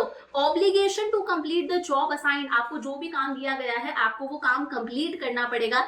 This is responsibility. अब फेयोल कहते हैं कि ऑर्गेनाइजेशन में ऐसा नहीं होना चाहिए कि आपने किसी बंदे को अथॉरिटी तो ज्यादा दे दी, आपने उसे पावर तो ज्यादा दे दी और उस बंदे के पास में रिस्पॉन्सिबिलिटी कम है। अगर ऐसा होगा तो वो अपनी अथॉरिटी का मिसयूज करेगा। आपने इस बंदे को पावर तो ज्यादा दे दी, अथॉरिटी ज्यादा है, बट इसके पास में कोई रिस्पॉन्सिबिलिटी नहीं है, इसके पास में कोई काम ही नहीं है, तो ये अपनी पावर का मिसयूज करेगा, दूसरे लोगों को परेशान करेगा। ऐसा नहीं होना चाहिए। और फेयोल कहते हैं ऐसा भी नहीं होना चाहिए कि आपने किसी बंदे को अथॉरिटी तो कम दी है, पावर तो कम दी है, बट आपने उसे रिस्पॉन्सिबिलिटी ज्यादा दे दी है, वो बंदा ओवरबर्डन हो जाएगा। आपने उसे पूरी की पूरी रिस्पॉन्सिबिलिटी दे दी बट उसके लेवल पर आपने उसे पावर नहीं दी कि वो सारे डिसीजन अपने लेवल पर कर पाए, तो वो हर काम करने से पहले आपसे आके पूछेगा सर मैं ये काम कर दूं क्या, सर मैं ये काम कर दूं क्या, सर मैं रॉ मटेरियल खरीद लूं क्या, वो हर चीज के लिए आपसे पूछने आएगा। और मान लो कभी आप अवेलेबल नहीं हो तो वो उस काम को करेगा ही नहीं, क्योंकि आपने उसे पावर नहीं दी है डिसीजन लेने की। इसकी वजह से क्या होगा, डिले इन वर्क होगा, काम लेट होगा। इस पर प्रिंसिपल के अकॉर्डिंग फियोल कहते हैं दोनों चीजों में एक बैलेंस होना चाहिए। आप बंदे को जितनी अथॉरिटी दे रहे हो, आप बंदे को जितनी पावर दे रहे हो, आप बंदे को उतनी ही रिस्पॉन्सिबिलिटी भी दो। अगर आप उसको अथॉरिटी ज्यादा दोगे, उसे रिस्पॉन्सिबिलिटी कम दोगे ऊपर वाली सिचुएशन के अकॉर्डिंग, तो वो अपनी पावर का क्या करेगा, मिसयूज करेगा। वहीं अगर बंदे को आपने रिस्पॉन्सिबिलिटी ज्यादा दे दी, उसको काम के बोझ के तले आपने डाल दिया है और बंदे को पावर आपने कम दी है, तो वो कोई भी डिसीजन अपने लेवल पर नहीं कर पाएगा, वो टास्क को कंप्लीट नहीं कर पाएगा और इसकी वजह से क्या होगा, डिले इन वर्क होगा। तो पॉजिटिव क्या है, यहाँ पर अथॉरिटी का मिसयूज नहीं होगा। अगर आप एक बैलेंस बना के चल रहे हो, जितनी आपने अथॉरिटी दी है आपने उतनी ही बंदे को रिस्पॉन्सिबिलिटी भी दी और टास्क टाइम पर कंप्लीट होगा। वही मान लो अगर आप इस प्रिंसिपल को फॉलो नहीं करते तो डिले इन वर्क होगा, अगर आपने बंदे को रिस्पॉन्सिबिलिटी ज्यादा दे दी। मिसयूज ऑफ पावर होगा अगर आपने बंदे को अथॉरिटी ज्यादा दी है। ओवरबर्डन वर्कर्स होंगे, अगर वर्कर्स पर रिस्पॉन्सिबिलिटी ज्यादा है तो हमारे वर्कर्स कैसे हो जाएंगे, ओवरबर्डन हो जाएंगे और ऐसा वर्कर जल्दी ही ऑर्गेनाइजेशन को छोड़ के चला जाता है। तो क्या समझ में आया, जितनी आप बंदे को अथॉरिटी दे रहे हो उतनी ही आप बंदे को रिस्पॉन्सिबिलिटी भी दोगे। दो प्रिंसिपल हो गए, principle of division of work and authority and responsibility. Third principal कहता है प्रिंसिपल ऑफ डिसिप्लिन। डिसिप्लिन तो सब जानते हो ना, स्कूल के अंदर आप अगर प्रॉपर स्कूल यूनिफॉर्म पहन के जाते हो, मोबाइल फोन नहीं लेकर जाते हो, स्कूल में टाइम पर पहुंच जाते हो, सारा होमवर्क वगैरह सब कुछ कंप्लीट रखते हो, तो टीचर क्या बोलता है, this class is very discipline. वहीं आप क्लास के अंदर लेट जा रहे हो, रिसेस खत्म हो गई फिर भी आप क्लास के अंदर 10 मिनट बाद में पहुंच रहे हो, प्रॉपर यूनिफॉर्म नहीं है, आपके बैग के अंदर मोबाइल फोन्स रखे हुए हैं, ऐसे में टीचर क्या बोलेगा, ये क्लास बिल्कुल भी डिसिप्लिन नहीं है। तो डिसिप्लिन का मतलब होता है कि ऑर्गेनाइजेशन के अंदर सारे के सारे रूल्स और रेगुलेशंस फॉलो करे जाएं। ऑर्गेनाइजेशन का जो भी कोड ऑफ कंडक्ट है, वहां के जो भी रूल्स रेगुलेशंस है, सारे रूल्स रेगुलेशंस फॉलो करे जाए। फेयर एग्रीमेंट होना चाहिए सुपीरियर और सबऑर्डिनेट के बीच में। अच्छा क्या होता है सुपीरियर, देखो ये बंदा है, ये बंदा कौन है, बॉस है। कौन है, बॉस है, और ये बंदा इसके अंडर काम कर रहा है, इसके अंदर ये भी काम कर रहा है, इसके अंडर ये भी काम कर रहा है, इसके अंडर ये भी काम कर रहा है। जो ऊपर होता है, जो बॉस होता है, उसे तो बोला जाता है सुपीरियर। क्या होता है वो, सुपीरियर। और जो नीचे बंदे काम करते हैं उन बंदों को बोला जाता है सब ऑर्डिनेट। क्या कहते हैं, सब ऑर्डिनेट। तो ऑर्गेनाइजेशन में जितने भी सुपीरियर्स हैं, जितने भी सबऑर्डिनेट्स हैं, उनके बीच में एक फेयर एग्रीमेंट होना चाहिए। ये जो भी बोलता है ये अपनी बातों को मतलब अपनी कमिटमेंट को पूरा करें, ये लोग जो बोलते हैं ये भी अपनी कमिटमेंट्स को पूरा करें। मीटिंग कमिटमेंट्स, अगर इन्होंने बोला है काम 10 दिन में कंप्लीट हो जाएगा तो ये 10 दिन के अंदर अंदर काम को कंप्लीट करें। अगर इन्होंने बोला है आप काम को टाइम पर कंप्लीट करोगे तो हम आपको रिवॉर्ड देंगे, हम आपको प्रमोशन देंगे, तो ये भी अपनी कमिटमेंट्स को फुलफिल करें। तो कमिटमेंट्स पूरी होनी चाहिए। प्रॉपर एप्लीकेशन ऑफ पेनल्टी, मान लो पेनल्टी इंपोज करी जा रही है, टीचर क्लास के अंदर बच्चों को पनिश कर रहा है, तो कुछ बच्चों को पनिश कर दिया, कुछ बच्चों को पनिश नहीं करा, तो ये क्या है, यहाँ पर पार्शियलिटी है। ऐसी पार्शियलिटी नहीं होनी चाहिए। अगर पेनल्टी है तो वो सारी की सारी पेनल्टी भी सब पर इंपोज होनी चाहिए, सब एक समान होनी चाहिए। हर लेवल पर अच्छे सुपीरियर्स होने चाहिए जो ये मेक श्योर करके रखे कि सारे सबऑर्डिनेट सारे रूल्स और रेगुलेशंस को फॉलो कर रहे हैं, वो किसी भी सबऑर्डिनेट में किसी तरह का कोई भेदभाव ना करे। अब देखो अगर ऑर्गेनाइजेशन के अंदर प्रॉपर डिसिप्लिन होगा तो चीजें टाइम पर कंप्लीट होंगी, मेरा काम तो हो गया, चीजें टाइम पर कंप्लीट होंगी, सिस्टमैटिक वर्किंग होगी, एफिशिएंसी इंक्रीज होगी। वहीं अगर डिसिप्लिन नहीं है तो बहुत ज्यादा कंफ्यूजन होगा, केओस होगी, लड़ाइयां होंगी, रिसोर्सेज का प्रॉपर यूटिलाइजेशन नहीं होगा, डिले इन वर्क होगा, काम में देरी होगी। तो थर्ड प्रिंसिपल हो गया हमारा डिसिप्लिन। फोर्थ आता है यूनिटी ऑफ कमांड। देखो यूनिटी ऑफ कमांड क्या कहता है, according to this principle an employee should receive orders from one boss only, he she should be accountable to one superior only. देखो इस प्रिंसिपल के according हर subordinate के ऊपर सिर्फ एक ही सुपीरियर होना चाहिए, सिर्फ एक ही बॉस होना चाहिए। ये यहाँ पर हमारे पास में सबऑर्डिनेट है, ये सबऑर्डिनेट है, ये सबऑर्डिनेट है, हर सबऑर्डिनेट के ऊपर सिर्फ एक ही बॉस होना चाहिए। मैं कहती हूँ मैं एक सबऑर्डिनेट हूँ तो मेरे ऊपर सिर्फ एक ही बॉस होना चाहिए, ये एक ही बॉस मुझे ऑर्डर्स देगा। अगर मेरे ऊपर एक से ज्यादा बॉसेस होंगे तो मैं कंफ्यूज हो जाऊंगी कि मैं किसके इंस्ट्रक्शंस फॉलो करूं, मैं किसके ऑर्डर को फॉलो करूं, मैं किसका काम पहले करूं। तो हर ऑर्गेनाइजेशन के अंदर एक एम्प्लॉय के ऊपर सिर्फ एक ही बॉस होना चाहिए, वो एक ही बॉस के टूवर्ड्स अकाउंटेबल होना चाहिए, एक ही बॉस के टूवर्ड्स जिम्मेदार होना चाहिए।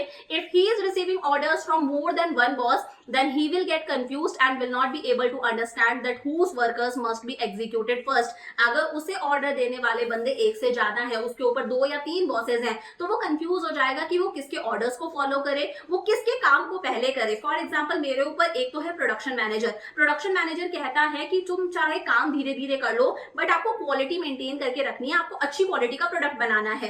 एक मेरे ऊपर है सेल्स मैनेजर। सेल्स मैनेजर कहता है मुझे क्वालिटी से मतलब नहीं है, तुम तो जल्दी जल्दी जल्दी जल्दी प्रोडक्शन करो, मुझे तो बहुत सारा प्रोडक्शन चाहिए। अब मैं कंफ्यूज हो जाऊंगी, यार मैं प्रोडक्शन मैनेजर की बात मानूं या फिर मैं सेल्स मैनेजर की बात मानूं। तो वही है, हर बंदे के ऊपर सिर्फ और सिर्फ एक बॉस होना चाहिए। इसका पॉजिटिव इफेक्ट क्या होगा अगर हम ये प्रिंसिपल अप्लाई कर रहे हैं? कोई कंफ्यूजन नहीं होगा, मुझे पता है मुझे किसकी बात माननी है। Improves effectiveness in working, obvious सी बात है इफेक्टिवनेस होगी, कोई कंफ्यूजन वगैरह नहीं है। कोई ईगो क्लैशेस भी नहीं होंगे। मान लो मैं प्रोडक्शन मैनेजर की बात मान लेती हूँ, अगर ये प्रिंसिपल फॉलो नहीं हो रहा तो हमारा सेल्स मैनेजर नाराज हो जाएगा। सेल्स मैनेजर की बात मान लेती हूँ तो प्रोडक्शन मैनेजर नाराज हो जाएगा। सुपीरियर्स के बीच में क्या होंगे? ईगो क्लैशेस होंगे, सुपीरियर्स के बीच में लड़ाइयां होंगी।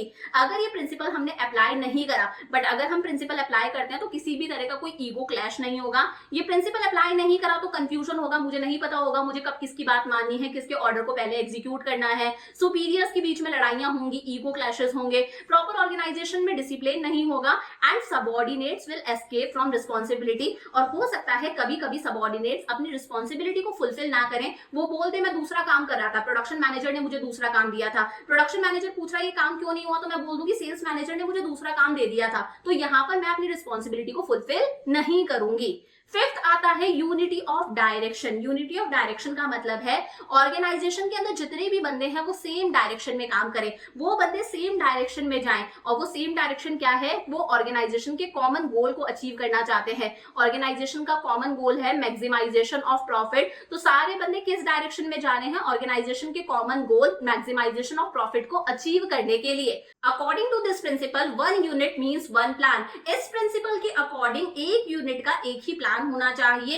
एक यूनिट मतलब एक डिपार्टमेंट का एक ही काम होना चाहिए। उस डिपार्टमेंट के अंदर जितने भी बंदे हैं वो किसी कॉमन गोल को अचीव करने के लिए काम कर रहे हैं। ऐसा नहीं है कि कुछ बंदे प्रॉफिट मैक्सिमाइजेशन के लिए काम कर रहे हैं, कुछ बंदे सेल्स मैक्सिमाइजेशन के लिए काम कर रहे हैं। ऑर्गेनाइजेशन के कुछ बंदों का मकसद है कि हमें तो बस सोसाइटी को सर्व करना है, सोसाइटी का भला होना चाहिए। ऐसा नहीं, all the members and employees of organisation must be directed towards the achievement of common goals. Organisation के अंदर जितने भी एम्प्लॉइज हैं, जितने भी मेंबर्स हैं, वो एक ही डायरेक्शन में जाए। उनका मकसद क्या होना चाहिए? ऑर्गेनाइजेशन के कॉमन गोल को अचीव करना। और साथ में क्या होना चाहिए? आपस में कोऑर्डिनेशन, सब लोग मिलजुल के काम करें, सब लोग एक डायरेक्शन में चले। जैसे होता है ना डांस करते टाइम पे प्रॉपर कोऑर्डिनेशन, कि एक का हाथ ऊपर जा रहा है तो सबके हाथ ऊपर जाए, वैसे ही ऑर्गेनाइजेशन के अंदर सारे के सारे बंदे एक ही डायरेक्शन में जाए कॉमन गोल को अचीव करने के लिए। पॉजिटिव इफेक्ट क्या होगा? ऑर्गेनाइजेशन के गोल्स को अचीव कर सकते हैं। Unified efforts towards one direction only. सारे के सारे एम्प्लॉइज के एफर्ट्स एक ही डायरेक्शन में मूव करेंगे towards the achievement of organisational goal. अगर आपने ये प्रिंसिपल फॉलो नहीं करा तो क्या होगा? प्रॉपर कोऑर्डिनेशन नहीं होगा। कुछ इधर जा रहे हैं, कुछ इधर जा रहे हैं, कुछ सेल्स को मैक्सिमाइज कर रहे हैं, कुछ प्रॉफिट को मैक्सिमाइज कर रहे हैं, कोई सर्विस देने पर ध्यान दे रहे हैं। एफर्ट्स वेस्ट होंगे, ऑर्गेनाइजेशन के कॉमन गोल्स को अचीव करना बहुत ही ज्यादा मुश्किल हो जाएगा। समझ में आ गया? एक बार 5 रिवाइज करें। फर्स्ट हम लोगों ने क्या करा? काम को डिवाइड कर दो छोटे छोटे से हिस्सों में। सेकंड, अथॉरिटी और रिस्पॉन्सिबिलिटी दोनों बराबर होनी चाहिए। ऑर्गेनाइजेशन में डिसिप्लिन होना चाहिए। Unity of command, her subordinate के ऊपर सिर्फ एक ही बॉस होना चाहिए। अगर उसके ऊपर ज्यादा बॉस होंगे तो वो कंफ्यूज हो जाएगा कि उसे किससे ऑर्डर्स लेने हैं, किसकी बात को मानना है, किसका काम पहले करना है। यूनिटी ऑफ डायरेक्शन, ऑर्गेनाइजेशन के अंदर जितने भी बंदे हैं वो एक ही डायरेक्शन में जाएं, वो इसीलिए काम करें ताकि ऑर्गेनाइजेशन के कॉमन गोल को अचीव किया जा सके, सब लोग अलग अलग डायरेक्शंस में मूव ना करें। अब देखो यूनिटी ऑफ कमांड और यूनिटी ऑफ डायरेक्शन दोनों में क्या डिफरेंस है, समझ में आ गया होगा। यूनिटी ऑफ कमांड कहता है कि हर सबऑर्डिनेट के ऊपर सिर्फ और सिर्फ एक ही सुपीरियर होना चाहिए, उसे एक ही बॉस से ऑर्डर्स मिलने चाहिए, वो एक ही सुपीरियर के टुवर्ड्स रिस्पॉन्सिबल होना चाहिए। वहीं यूनिटी ऑफ डायरेक्शन क्या कहता है कि ऑर्गेनाइजेशन के अंदर जितने भी बंदे हैं वो सारे के सारे एक कॉमन डायरेक्शन के अंदर जाएं, सेम डायरेक्शन में जाएं towards the achievement of organisational goals. It prevents dual subordination. यहाँ पर एक सबऑर्डिनेट के ऊपर एक ही सुपीरियर है, ये बंदा एक ही बंदे से ऑर्डर लेगा, एक ही बंदे के टुवर्ड्स रिस्पॉन्सिबल है। तो यहाँ पर ड्यूअल सबऑर्डिनेशन नहीं है कि एक बंदे के ऊपर बहुत सारे सुपीरियर्स और बंदा कंफ्यूज हो जाए कि यार मैं ऑर्डर्स किसके लूं, मैं किसके काम को पहले करूं। It prevents overlapping of activities. Overlapping of activities का मतलब होता है डुप्लीकेशन ऑफ वर्क, कि एक ही काम बार बार हो जाए। यहाँ पर क्लैरिटी है, सब लोगों को एक ही डायरेक्शन में चलना है, सब लोगों को पता है किसे कौन सा काम करना है, तो अपने आप डुप्लीकेशन ऑफ वर्क नहीं होगा। डुप्लीकेशन ऑफ वर्क का मतलब है कि प्रियांशी ने भी आके सेम काम कर दिया, राघव ने भी आके सेम काम कर दिया, रमन ने भी आके सेम काम कर दिया, this is duplication of work. लेकिन अगर आप सब लोग सेम डायरेक्शन में चलोगे तो कहीं ना कहीं डुप्लीकेशन ऑफ वर्क नहीं होगा, ओवरलैपिंग ऑफ एक्टिविटीज नहीं होगा। ये एक इंडिविजुअल इंप्लॉय को इफेक्ट करता है। एक इंडिविजुअल इंप्लॉय को कैसे कि सेल्स मैनेजर बोलेगा तुमने मेरा काम क्यों नहीं करा, प्रोडक्शन मैनेजर बोलेगा तुमने मेरा ऑर्डर एग्जीक्यूट नहीं करा, तो ये कहीं ना कहीं एक ही बंदे को इफेक्ट कर रहा है, लेकिन ये एंटायर ऑर्गेनाइजेशन पर असर डालेगा, एंटायर ऑर्गेनाइजेशन को इफेक्ट करेगा। कुछ लोग सेल्स मैक्सिमाइज करने के लिए काम कर रहे हैं, कुछ लोग प्रॉफिट मैक्सिमाइज करने के लिए काम कर रहे हैं, कुछ लोग सेल्स और प्रॉफिट के बारे में नहीं सोच रहे, वो सोसाइटी को सर्व करने पर ध्यान दे रहे हैं, तो कहीं ना कहीं ऑर्गेनाइजेशन के गोल्स को अचीव करना मुश्किल हो जाएगा। ये पूरी की पूरी ऑर्गेनाइजेशन को नेगेटिवली इफेक्ट करेगा। तो समझ में आ गया यूनिटी ऑफ कमांड क्या होता है, यूनिटी ऑफ डायरेक्शन क्या होता है, इन दोनों में डिफरेंस पूछा जाता है एग्जाम में। सिक्स्थ है subordination of individual interest to general interest. ध्यान से समझना, देखो इंडिविजुअल्स का मतलब क्या है, हर ऑर्गेनाइजेशन के अंदर बहुत सारे इंडिविजुअल्स होते हैं, बहुत सारे बंदे होते हैं और हर बंदे का अपना अपना मकसद होता है, अपना अपना गोल होता है। कोई बंदा चाहता होगा कि उसकी सैलरी इंक्रीज हो जाए, कोई बंदा चाहता होगा उसका प्रमोशन हो जाए, कोई बंदा चाहता होगा कि यार मेरा ट्रांसफर हो जाए, मेरी फैमिली दूर रहती है, मेरा ट्रांसफर उस ब्रांच में हो जाए जो मेरी फैमिली के पास में है। कोई बंदा चाहता होगा उसे ऑर्गेनाइजेशन के अंदर बहुत ज्यादा रिस्पेक्ट मिले, आते जाते सब लोग उसे सलाम ठोक के जाए, good morning sir, good afternoon sir. तो हर बंदे का अपना अपना मकसद है, अपना अपना इंटरेस्ट है। और एक होता है जनरल इंटरेस्ट की ओवरऑल ऑर्गेनाइजेशन का क्या गोल है, हमारे बिजनेस का क्या गोल है। तो देखो ऑर्गेनाइजेशन का इंटरेस्ट क्या होता है कि ऑर्गेनाइजेशन के अंदर काम को करने की कॉस्ट कम से कम आए और ऑर्गेनाइजेशन का प्रॉफिट इंक्रीज हो, यही होता है ऑर्गेनाइजेशन का इंटरेस्ट। तो subordination of individual interest to general interest का मतलब क्या है, इस प्रिंसिपल के हिसाब से मैनेजर जो भी डिसीजन ले रहा है वो डिसीजन लेते टाइम पर वो ऑर्गेनाइजेशन के इंटरेस्ट को ज्यादा प्रायोरिटी दे as compare to individual interest. हाँ, वो इंडिविजुअल इंटरेस्ट के बारे में भी सोचे, अपने एम्प्लॉइज के बारे में भी सोचे, बट जब कंपैरिजन करने की बात आ रही है तो वो ओवरऑल ऑर्गेनाइजेशन को इंटरेस्ट को ज्यादा प्रायोरिटी दे as compare to individual interest of employees. समझ में आया? फॉर एग्जाम्पल मैं कहती हूँ ये बंदा किसी कंपनी के अंदर मैनेजर है, ठीक है, और मान लो इस कंपनी को रॉ मटेरियल परचेज करना है, रॉ मटेरियल परचेज करना है। अब मान लो इस मैनेजर का जो भाई है उसकी एक रॉ मटेरियल की दुकान है, तो ये चाहे तो अपनी भाई की दुकान से भी रॉ मटेरियल खरीद सकता है ना। भाई की दुकान से इसे रॉ मटेरियल मिलेगा 10,000 का। अगर ये अपने भाई की दुकान से रॉ मटेरियल खरीद ले तो इसे बोला जाएगा इंडिविजुअल इंटरेस्ट के बारे में सोच रहा है, सिर्फ खुद के बारे में सोच रहा है। वहीं मैं कहूं ये पूरी मार्केट में पता करता है कि सेम रॉ मटेरियल कितने का मिल रहा है। फॉर एग्जाम्पल एक दुकान पर 9,000 का मिल रहा है, एक दुकान पर 8,000 का मिल रहा है, एक दुकान पर 7,000 का मिल रहा है और ये यहां से खरीदेगा। इसका मतलब इसने ज्यादा प्रायोरिटी किसको दी है, जनरल इंटरेस्ट को प्रायोरिटी दी है, इसने अपने इंडिविजुअल इंटरेस्ट को प्रायोरिटी नहीं दी। Managers must take all the decisions in the organisation by giving priority to organisational interest and not his personal interest. Manager हमेशा ऑर्गेनाइजेशन में जो भी डिसीजन ले रहा है वो किसे प्रायोरिटी दे के लिए, ऑर्गेनाइजेशन के इंटरेस्ट को, कि ऑर्गेनाइजेशन को इस डिसीजन से फायदा होगा या नहीं होगा, वो अपने पर्सनल इंटरेस्ट को प्रायोरिटी ना दे।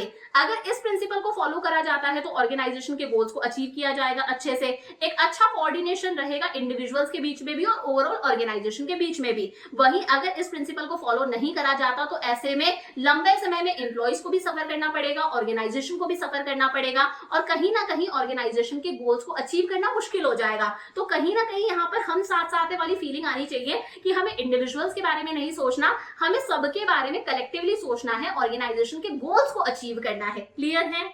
सेवेंथ है रेम्यूनरेशन टू पर्सन्स। देखो रेम्यूनरेशन का मतलब है जो ऑर्गेनाइजेशन के अंदर इंडिविजुअल्स को सैलरी पे करी जाती है, वेजेस पे करी जाती है, उसे रेम्यूनरेशन बोला जाता है। इस प्रिंसिपल के अकॉर्डिंग आप अपने एम्प्लॉइज को फेयर सैलरी दो, उन्हें फेयर वेजेस दो, उन्हें उतनी सैलरी दो जितना आपने उनसे काम करवाया है। ऐसा नहीं कि आप उनसे काम तो इतना करवा रहे हो और पे सिर्फ उन्हें इतना सा कर रहे हो। इसका मतलब क्या है, आप अपने एम्प्लॉइज का एक्सप्लॉइटेशन कर रहे हो, उनका शोषण कर रहे हो। तो रेम्यूनरेशन टू पर्सन्स प्रिंसिपल क्या कहता है, द ओवरऑल पे and compensation should be fair to both employees and the organization। आप जो भी employees को पे कर रहे हो वो एकदम फेयर होना चाहिए। ये आपको कैसे पता चलेगा, मार्केट में देख लो दूसरी कंपनीज बंदे को कितना पे कर रही हैं सेम काम के लिए, आप भी उतना ही पे करो। तो एम्प्लॉइज के लिए भी फेयर होना चाहिए, वो जितना काम कर रहे हैं आप उतना पे करो, और ऑर्गेनाइजेशन के लिए भी फेयर होना चाहिए। ऐसा नहीं होना चाहिए कि ऑर्गेनाइजेशन लॉसेस के अंदर जा रहा है और आप एम्प्लॉइज को पैसा बांट रहे हो। ऑर्गेनाइजेशन जितना कमा रहा है उसके हिसाब से आप अपने एम्प्लॉइज को पे करो। ऑर्गेनाइजेशन की जितनी औकात औकात है, उसकी जो पेइंग कैपेसिटी है, उसके अकॉर्डिंग आप अपने एम्प्लॉइज को पे करो। The employees should be paid fair wages, employees को आप फेयर वेजेस दो, which should give them at least reasonable standard of living, कि एम्प्लॉइज एक रीजनेबल स्टैंडर्ड ऑफ लिविंग, एक अच्छा लाइफस्टाइल जी सके, उनका क्वालिटी ऑफ लाइफ इंप्रूव हो। साथ साथ में it should be with in the paying capacity of the company, ये कंपनी की पेइंग कैपेसिटी के अंदर होना चाहिए, कंपनी की औकात के अंदर होना चाहिए। ऐसा नहीं कि कंपनी तो लॉसेस के अंदर जा रही है, आप पैसा अपने एम्प्लॉइज के बीच में डिस्ट्रीब्यूट कर रहे हो। तो दोनों चीजों का आपको ध्यान रखना है, आपको अपने एम्प्लॉइज का भी ध्यान रखना है, आपको ओवरऑल ऑर्गेनाइजेशन के बारे में भी सोचना है। अच्छा पे करोगे, एम्प्लॉइज मोटिवेट होंगे, एम्प्लॉइज जो है वो काम को अच्छे तरीके से करेंगे, कमिट होके काम करेंगे, अपनी कमिटमेंट दिखाएंगे, उनकी एफिशिएंसी इंप्रूव होगी। अगर आप इस प्रिंसिपल को फॉलो नहीं करोगे, अपने एम्प्लॉइज को अच्छा पे नहीं करोगे, then employee will be like खत्म, टाटा बाय बाय। इसकी वजह से क्या होंगे, टर्नओवर होंगे, एम्प्लॉइज जॉब छोड़ के जाएंगे क्योंकि आप उन्हें अच्छा पे नहीं कर रहे हो। एम्प्लॉइज कहीं ना कहीं डीमोटिवेट होंगे, उनके मन में एक डिससैटिस्फैक्शन आएगा कि यार दूसरी कंपनी में सेम काम के लिए सेम बंदे को ज्यादा पैसा मिल रहा है, मुझे यहाँ पर कम मिल रहा है, तो वो ऑर्गेनाइजेशन को छोड़ के चले जाएगा, उसके मन में एक डिससैटिस्फैक्शन आएगा। क्लियर है? एक आता है सेंट्रलाइजेशन एंड डिसेंट्रलाइजेशन। ध्यान से समझना, देखो सेंट्रलाइजेशन क्या होता है, it refers to concentration of power in few hands at the top level. अगर पावर सिर्फ कुछ लोगों के हाथ में है, पावर सिर्फ टॉप लेवल मैनेजर्स के हाथ में है, वो भी पावर कौन सी, डिसीजन लेने की पावर, ऑर्डर्स देने की पावर, अगर ये पावर सिर्फ टॉप लेवल मैनेजर्स के हाथ में है तो इसे बोला जाता है कैसा ऑर्गेनाइजेशन है, सेंट्रलाइज्ड ऑर्गेनाइजेशन है, इसे सेंट्रलाइजेशन बोला जाता है। ये टॉप लेवल मैनेजर है, यही सारे डिसीजंस ले रहा है, यही इन सबको ऑर्डर्स दे रहा है, दिस इज सेंट्रलाइजेशन। एक होता है डिसेंट्रलाइजेशन, कि पावर का क्या हो गया है, इवनली डिस्ट्रीब्यूशन हो गया है। अब पावर सब लोगों के हाथ में है, टॉप लेवल मैनेजर्स के हाथ में भी है, मिडिल लेवल मैनेजर्स के हाथ में भी है, पावर लोअर लेवल मैनेजर्स के हाथ में भी है, और पावर वर्कर्स के हाथ में भी है। सब लोग अपने अपने लेवल पर थोड़े बहुत डिसीजंस ले सकते हैं, दूसरों को ऑर्डर्स दे सकते हैं। फेयोल कहते हैं ऐसा नहीं होता कि ऑर्गेनाइजेशन के अंदर कंप्लीट सेंट्रलाइजेशन हो, कि किसी के पास में भी पावर नहीं है, पावर सिर्फ किसके पास में है, टॉप लेवल मैनेजर्स के हाथ में है, जो टॉप लेवल मैनेजर्स बोलेंगे सिर्फ वही होगा। कंप्लीट सेंट्रलाइजेशन भी नहीं होना चाहिए और कंप्लीट डिसेंट्रलाइजेशन भी नहीं होना चाहिए कि सब लोगों के हाथ में ही पावर है, सब लोग अपने आप को बॉस समझ रहे हैं, सब लोग अपनी अपनी चला रहे हैं, कोई किसी की नहीं सुन रहा है, ऐसा भी नहीं होना चाहिए। According to Fayol, a company must not be completely centralised, एक कंपनी पूरी तरह से सेंट्रलाइज्ड भी नहीं होनी चाहिए कि सारे डिसीजन सिर्फ कौन लेंगे, टॉप लेवल मैनेजर्स लेंगे, बाकी किसी की नहीं सुनी जाएगी। और कंपनी पूरी की पूरी डिसेंट्रलाइज्ड भी नहीं होनी चाहिए कि पावर सब लोगों के हाथ में है, कोई किसी को कुछ समझ ही नहीं रहा। यहाँ पर क्या होना चाहिए, there should be combination of both, दोनों का कॉम्बिनेशन होना चाहिए, यानी कि सेंट्रलाइजेशन भी होना चाहिए और डिसेंट्रलाइजेशन भी होना चाहिए। ये सिचुएशन पर डिपेंड करता है, कुछ चीजें कैसी हो, सेंट्रलाइज्ड हो। फॉर एग्जाम्पल मैं कहती हूँ प्लान्स बनाने का काम हो गया, मेजर पॉलिसीज बनाने का काम हो गया, स्ट्रैटेजीज बनाने का काम हो गया, ये इंपॉर्टेंट काम है, ये काम कैसा होना चाहिए, सेंट्रलाइज्ड होना चाहिए। ये काम सिर्फ और सिर्फ कौन करे, टॉप लेवल मैनेजर्स करे, तो यहाँ पर सेंट्रलाइजेशन हो गया। वहीं कुछ चीजें हो गई like day to day activities हो गई, डे टू डे एक्टिविटीज से रिलेटेड डिसीजंस लेने हैं, पावर ट्रांसफर करनी है, ऑर्डर्स देने हैं, ये काम कैसा होना चाहिए, डिसेंट्रलाइज्ड होना चाहिए, कि लोअर लेवल मैनेजमेंट भी अपने लेवल पर डिसीजंस ले लें, मिडिल लेवल मैनेजर्स भी अपने लेवल पर डिसीजंस ले लें, वर्कर्स भी अपने लेवल पर डिसीजंस ले लें। तो there should be combination of both, दोनों चीजें होनी चाहिए। मोटा मोटा काम टॉप लेवल मैनेजर्स करेंगे, छोटा मोटा काम हमारे लोअर लेवल मैनेजर्स भी कर सकते हैं, दोनों का कॉम्बिनेशन होना चाहिए। तो अगर ये प्रिंसिपल अप्लाई होगा तो यहाँ पर हमें सेंट्रलाइजेशन के फायदे भी मिले और यहाँ पर हमें डिसेंट्रलाइजेशन के फायदे भी मिलेंगे। जो हमारे टॉप लेवल मैनेजर्स है वो ऑर्गेनाइजेशन को स्ट्रिक्टली कंट्रोल करेंगे क्योंकि चीजें सेंट्रलाइज्ड हैं, और लोअर लेवल मैनेजर्स अपने लेवल पर जल्दी जल्दी डिसीजंस ले सकते हैं, तो काम अपने आप फास्ट होगा, फास्ट डिसीजन मेकिंग होगी, दोनों के बेनिफिट्स मिल गए। वही मान लो अगर कंप्लीट सेंट्रलाइजेशन है तो इसकी वजह से क्या होगा, डिले इन डिसीजंस होंगे, lower level managers, middle level managers अपने लेवल पर डिसीजंस नहीं ले सकते, सारे डिसीजंस कौन लेंगे, टॉप लेवल मैनेजर्स लेंगे, तो अपने आप क्या होगा, डिले इन डिसीजंस होंगे। वही मान लो कंप्लीट डिसेंट्रलाइजेशन है तो लोग अपनी पावर का मिसयूज करेंगे, आपने सारी की सारी पावर मान लो मॉनिटर को भी दे दी है, सब लोगों को पावर दे दी, तो क्लास में कोई बच्चा किसी की सुनेगा ही नहीं ना, वहां पर क्या हो जाएगा, मिसयूज होगा पावर का, मिसयूज ऑफ अथॉरिटी। तो there should be combination of both. Clear हो गया?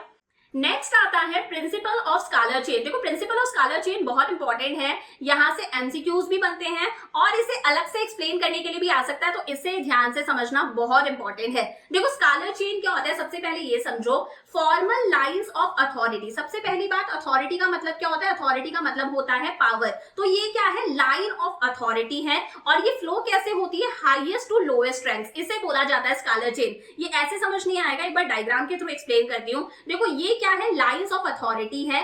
और इस लाइन में सबसे ऊपर कौन है, ए है। ए कहां पर आता है, टॉप लेवल पर आता है। सबसे ऊपर कौन है, ए कौन से लेवल पर है, टॉप लेवल पर है। जो सबसे ऊपर है उसके पास में सबसे ज्यादा अथॉरिटी है। अथॉरिटी मतलब ए के पास में सबसे ज्यादा पावर है। अब ए से जस्ट इमीडिएटली नीचे कौन है, बी और एल। तो बी और एल के पास में कंपैरेटिवली कम पावर है, ए से कम पावर है। बी और एल से भी कम पावर किसके पास में है, सी और एम के पास में।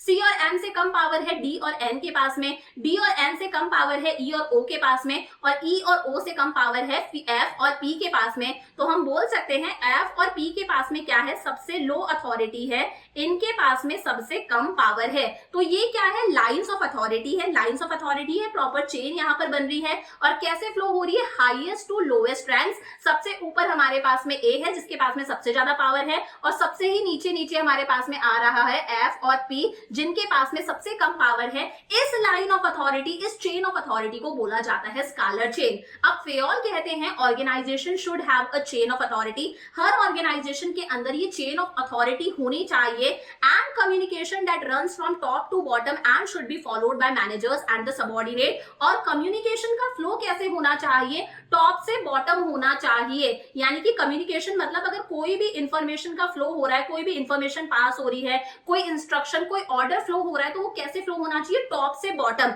ए सबसे पहले कोई भी इंफॉर्मेशन किसे देगा, बी और एल को देगा। बी इंफॉर्मेशन देगा सी को, एल इंफॉर्मेशन देगा एम को। सी इंफॉर्मेशन पास करेगा डी को, एम इंफॉर्मेशन पास करेगा एन को।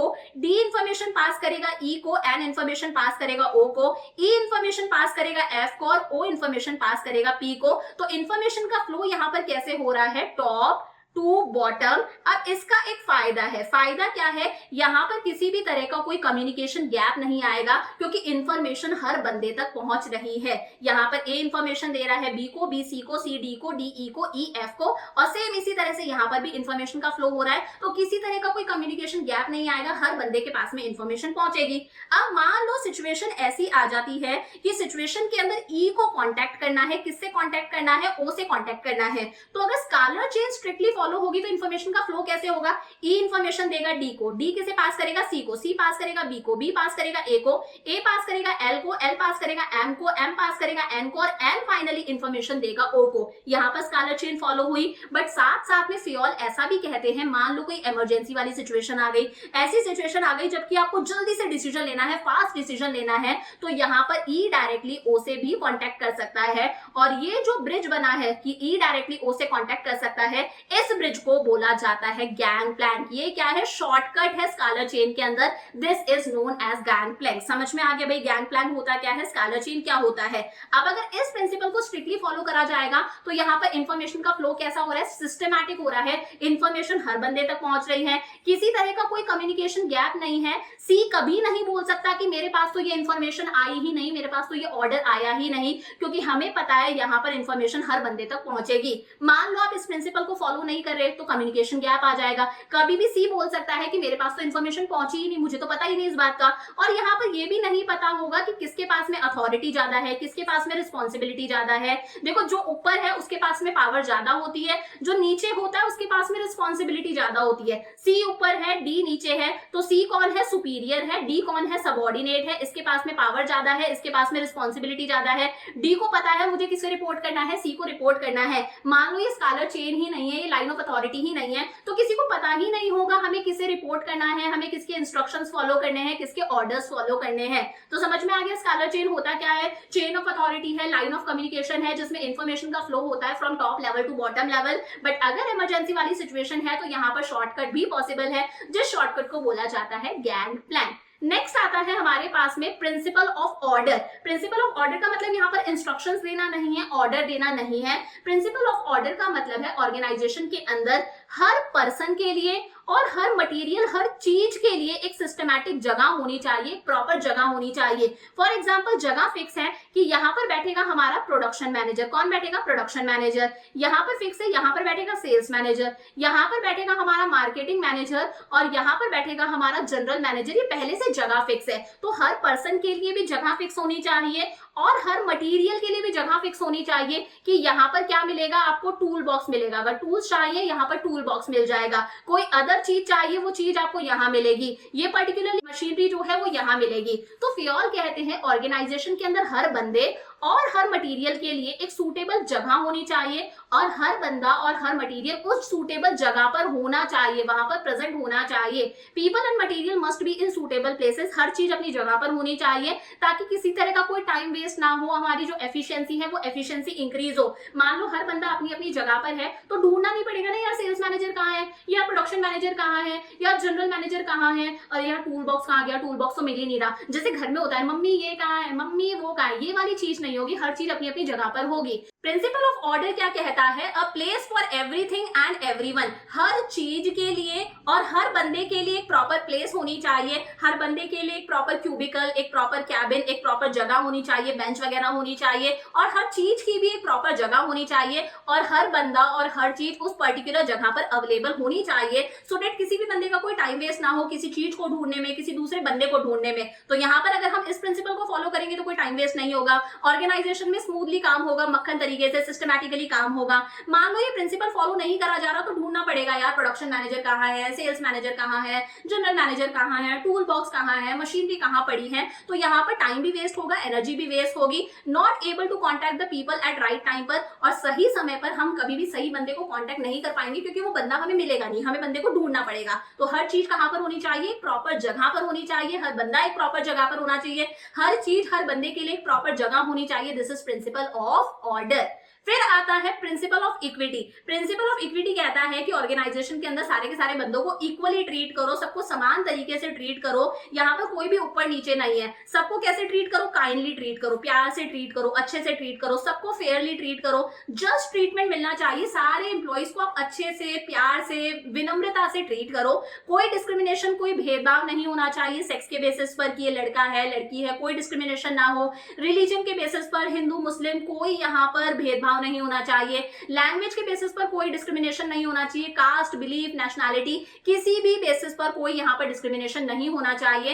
Employees will put the maximum efforts when they are treated with kindness and justice, और जब आप अपने एम्प्लॉइज को काइंडनेस से ट्रीट करोगे, जस्टिस, सबको इक्वली ट्रीट करोगे ना, एम्प्लॉइज अपना 100% देंगे, वो उनकी जितना भी उनका पोटेंशियल है ना वो उसका 100% देंगे, वो अपना बेस्ट देने की कोशिश करेंगे। एम्प्लॉइज मोटिवेटेड फील करेंगे, उनका मोरल बूस्ट अप होगा। मान लो आप किसी को फेयरली ट्रीट नहीं कर रहे, अगर क्लास में भी आपको लगता है यार ये टीचर पार्शियलिटी कर रहा है, तो वहां पर आपके मन में एक डिससैटिस्फैक्शन आ जाता है ना, और इसकी वजह से टर्नओवर भी इंक्रीज होगा। अगर आप किसी को फेयरली ट्रीट नहीं कर रहे तो ऐसा एम्प्लॉय जल्दी ही ऑर्गेनाइजेशन छोड़ के जाएगा। इट इज लाइक यार मैं तुम्हारे बाप का नौकर थोड़ी ना हूं, तुम मुझसे तमीज से पेश नहीं आ रहे, तुम मुझे फेयरली ट्रीट नहीं कर रहे, तो वो जल्दी से ऑर्गेनाइजेशन छोड़ के चले जाएगा। और यहाँ पर सुपीरियर्स और सबऑर्डिनेट्स के बीच में अच्छे रिलेशन नहीं होंगे। अगर टीचर क्लास में हर बच्चे को फेयरली ट्रीट नहीं करता है तो कहीं ना कहीं टीचर और बच्चों के बीच के जो रिलेशन है वो रिलेशन खराब होते हैं ना, तो सेम वैसे ही बॉस और एम्प्लॉय के बीच के भी रिलेशन खराब होंगे। So this is principle of equity कि सबको समान तरीके से आप ट्रीट करो। नेक्स्ट आता है stability of tenure of personnel. देखो stability of tenure of personnel क्या कहता है कि ऑर्गेनाइजेशन के अंदर एम्प्लॉय टर्नओवर कम से कम होना चाहिए। ऐसा नहीं कि आपने बंदे को हायर करा फिर 6 महीने में फायर कर दिया, फिर हायर करा 6 महीने में फायर कर दिया। बहुत सारी छोटी छोटी सी ऑर्गेनाइजेशन होती है जो hire and fire policy play करती है। हायर करो फायर करो, हायर करो फायर करो, सस्ते में हायर करती है, थोड़े दिन बंदों से काम निकलवाती है, फिर फायर कर देती है। एम्प्लॉय टर्नओवर कम से कम होना चाहिए। जितना ज्यादा एम्प्लॉय टर्नओवर होगा, बंदों को फायर करोगे, आपके जो एग्जिस्टिंग एम्प्लॉइज है उन्हें लगने लगेगा यार इस ऑर्गेनाइजेशन में हमारी जॉब सिक्योर नहीं है, हमें कभी भी निकाला जा सकता है, और वो अपना बेस्ट नहीं देंगे। तो फेयोल कहते हैं एम्प्लॉय टर्नओवर जो होता है वो कम से कम होना चाहिए ताकि ऑर्गेनाइजेशन के अंदर एफिशिएंटली काम हो सके, स्मूथली काम हो सके। After appointment employ should be kept at their position for a minimum fixed tenure, they should have stability of tenure. आपने बंदे को हायर करा है तो कुछ दिन तो आप बंदे को उस जगह पर टिकने दो। अब देखो 6 महीने में तो बंदा वहां पर फ्रैंक होता है, 6 महीने में बंदा वहां पर खुलने लगता है, लोगों से हेजिटेट होना बंद होता है, फिर कहीं जाके वो अपनी स्किल्स दिखाने लगता है कि हाँ मुझे ये काम आता है। तो बंदे को आप उस जगह पर रखो, कुछ टाइम बाद में वो अपनी स्किल्स दिखाने लगेगा, उसे कुछ वक्त तो दो कि वो आपको रिजल्ट दे सके, अपनी स्किल्स दिखा सके। तो एम्प्लॉय टर्नओवर कम से कम होना चाहिए। एम्प्लॉय के मन में होना चाहिए कि यार यहाँ पर मेरी जॉब सिक्योर है, मुझे निकाला नहीं जाएगा। अगर इस प्रिंसिपल को फॉलो करा जाता है तो एम्प्लॉइज की एफिशिएंसी इंक्रीज होगी क्योंकि उनके मन में कॉन्फिडेंस है कि हमारी जॉब सिक्योर है, यहाँ पर किसी तरह का टाइम और रिसोर्सेज का वेस्टेज भी नहीं होगा। जब आप एम्प्लॉय को हायर करते हो तो आप उसे ट्रेनिंग देते हो, ट्रेनिंग में आप पैसा लगाते हो, टाइम वेस्ट हो रहा है, रिसोर्सेज का वेस्टेज हो रहा है, फिर उसे फायर कर देते हो, तो ऐसे में क्या है, आपका टाइम भी वेस्ट हुआ है, रिसोर्सेज का भी वेस्टेज हुआ है। वहीं अगर आप बंदे को फायर नहीं करते हो, एक ही एम्प्लॉय चलता जाता है, तो आपकी रिसोर्सेज का वेस्टेज नहीं हो रहा, टाइम का वेस्टेज नहीं हो रहा। और अगर आप इस प्रिंसिपल को फॉलो नहीं करते ना, डेफिनेटली आपकी रिसोर्सेज का वेस्टेज होगा। आप नए बंदे को ट्रेनिंग दोगे, ट्रेनिंग में कितना पैसा, कितने रिसोर्सेज वेस्ट जाएंगे। एम्प्लॉइज के मन में एक फ्रस्ट्रेशन आएगी, डिससैटिस्फैक्शन रहेगा कि यार हमारी जॉब यहाँ पर सिक्योर नहीं है, हमें कभी भी निकाला जा सकता है। क्लियर हो गया 12th। 13th आता है प्रिंसिपल ऑफ इनिशिएटिव। इनिशिएटिव का मतलब है, क्लास में देखा होगा ना आपने, कई बच्चे हाथ ऊपर करके कहते हैं मैम ये काम मैं करूंगा, मैम हमें आता है, हम इस काम को करके लेकर आएंगे। यही इनिशिएटिव है। एम्प्लॉइज आगे बढ़ के किसी काम को करने के लिए बोले कि इस काम को हम करेंगे, इस प्रोजेक्ट को मैं एग्जीक्यूट करूंगा, इस काम को मैं करूंगा। Initiative means taking the first step with self motivation. Employees आगे से कोई काम करने के लिए बोले, सेल्फ मोटिवेटेड रहे कि ये काम मैं करके दिखाऊंगा। It is thinking out and executing the plan. Employ खुद अपना कोई सजेशन दे रहा है, खुद कोई प्लान लेकर आया है और बोल रहा है मैं इस प्लान को इंप्लीमेंट करके दिखाऊंगा आपको। This is initiative.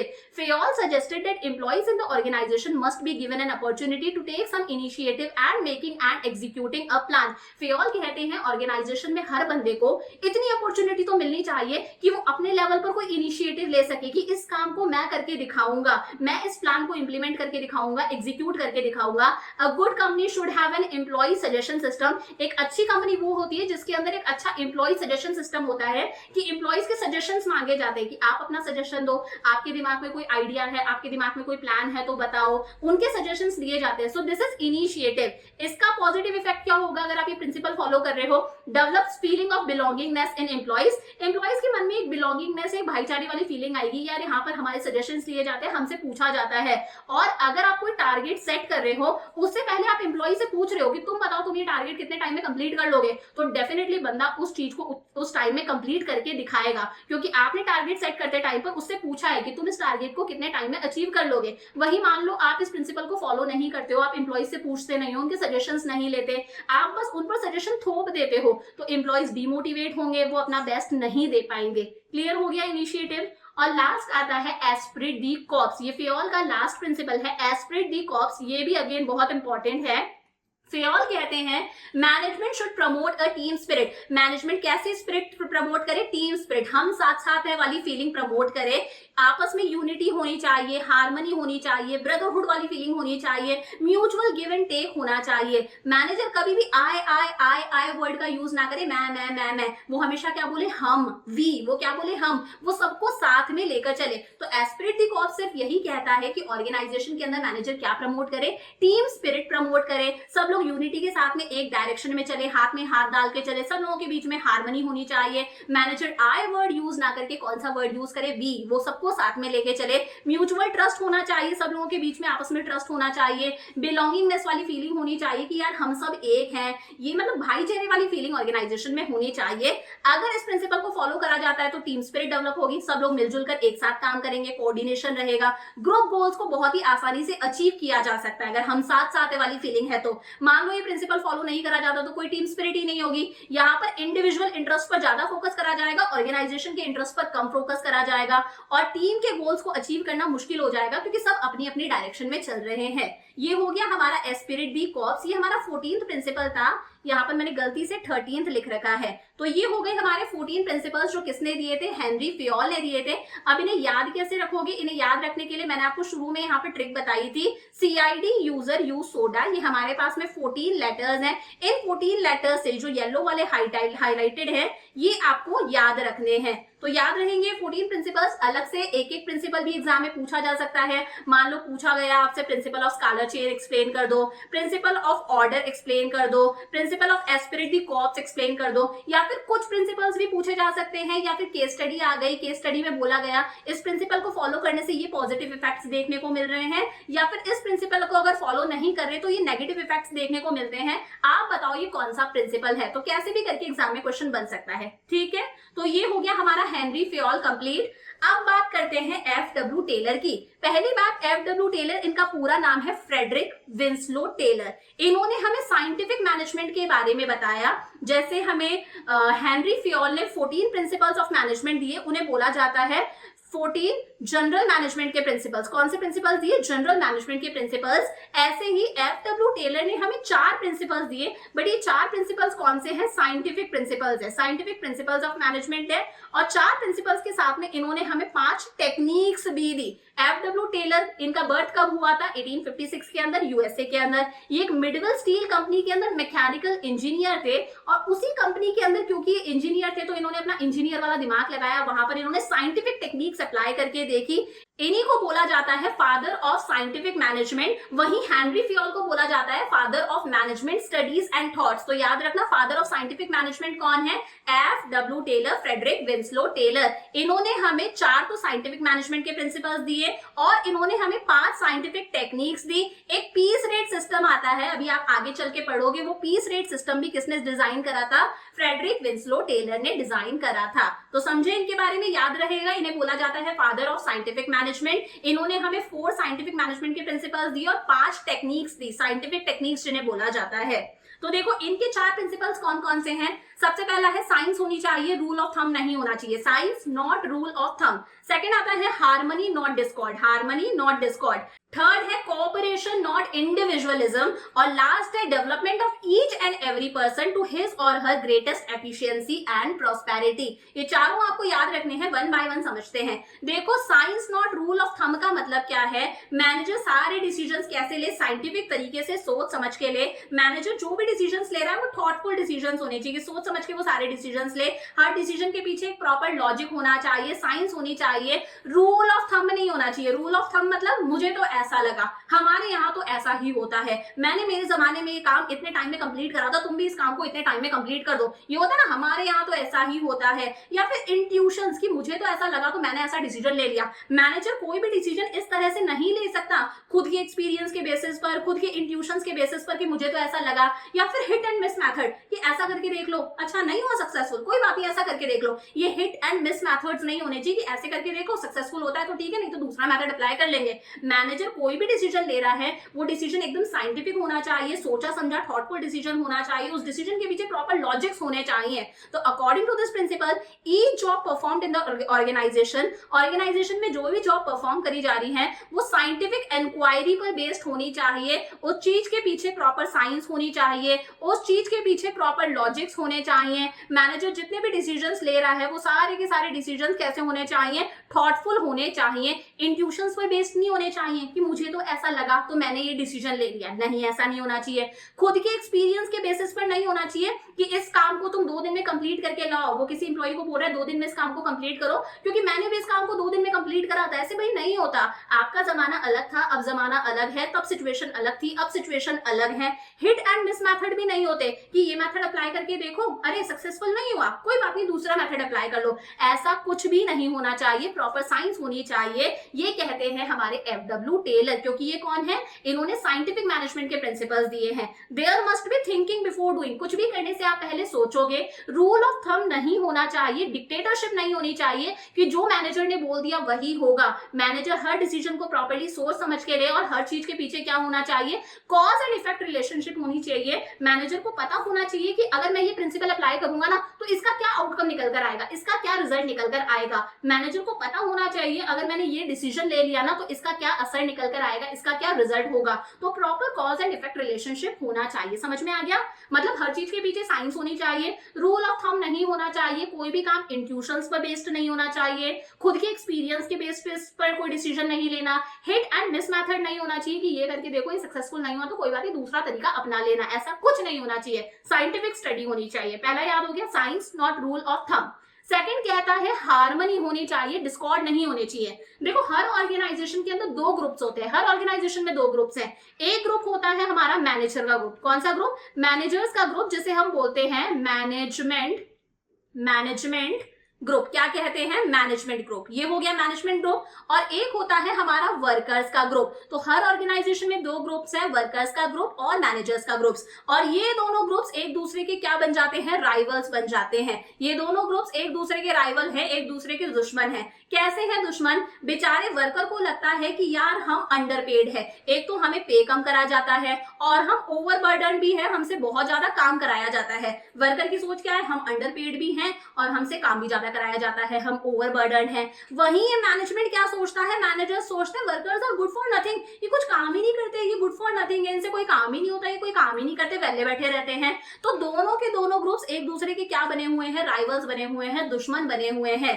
टेलर कहते हैं there is need for both the groups to change their attitude and outlook for each other. Taylor कहते हैं जरूरी है कि दोनों ग्रुप्स एक दूसरे के टूवर्ड्स अपना एटीट्यूड चेंज करें, अपना आउटलुक, अपना नजरिया चेंज करें। ये कहते हैं मेंटल रिवॉल्यूशन की जरूरत है कि दोनों का आउटलुक चेंज हो जाए एक दूसरे के टूवर्ड्स। मैनेजर्स को लगे कि यार हम जो भी कुछ हासिल कर रहे हैं वो किसकी हेल्प से हासिल कर रहे हैं? वर्कर्स की हेल्प से हासिल कर रहे हैं। अगर ये वर्कर्स नहीं होते तो ऑर्गेनाइजेशन नहीं चल पाता। वहीं वर्कर्स को लगना चाहिए कि हम सब एक हैं, वर्कर्स कोई स्ट्राइक्स ना करें, हड़ताल ना करें, कोई अनरीजनेबल अननेसेसरी डिमांड ना करें। तो दोनों के बीच में एक म्यूचुअल अंडरस्टैंडिंग होनी चाहिए। पैटर्नलिस्टिक स्टाइल ऑफ मैनेजमेंट होना चाहिए। कुछ की वर्ड्स है जो मैं हाईलाइट कर रही हूँ। पैटर्नलिस्टिक स्टाइल ऑफ मैनेजमेंट का मतलब है मैनेजर को लगना चाहिए ये एम्प्लॉइज हमारे बच्चे हैं, हमारी फैमिली है, सब लोग मिलजुल कर एक साथ चले, ना ये स्ट्राइक्स करे, अननेसेसरी डिमांड करे, ना ये इन पर गुस्सा करे, ना इन्हें ऐसा लगे कि वर्कर्स जो है वो गुड फॉर नथिंग है। ये रिस्पेक्ट करें इनकी, इन्हें लगना चाहिए ऑर्गेनाइजेशन जो भी कुछ अचीव कर रहा है वो किसकी हेल्प से कर रहा है? वर्कर्स की हेल्प से कर रहा है।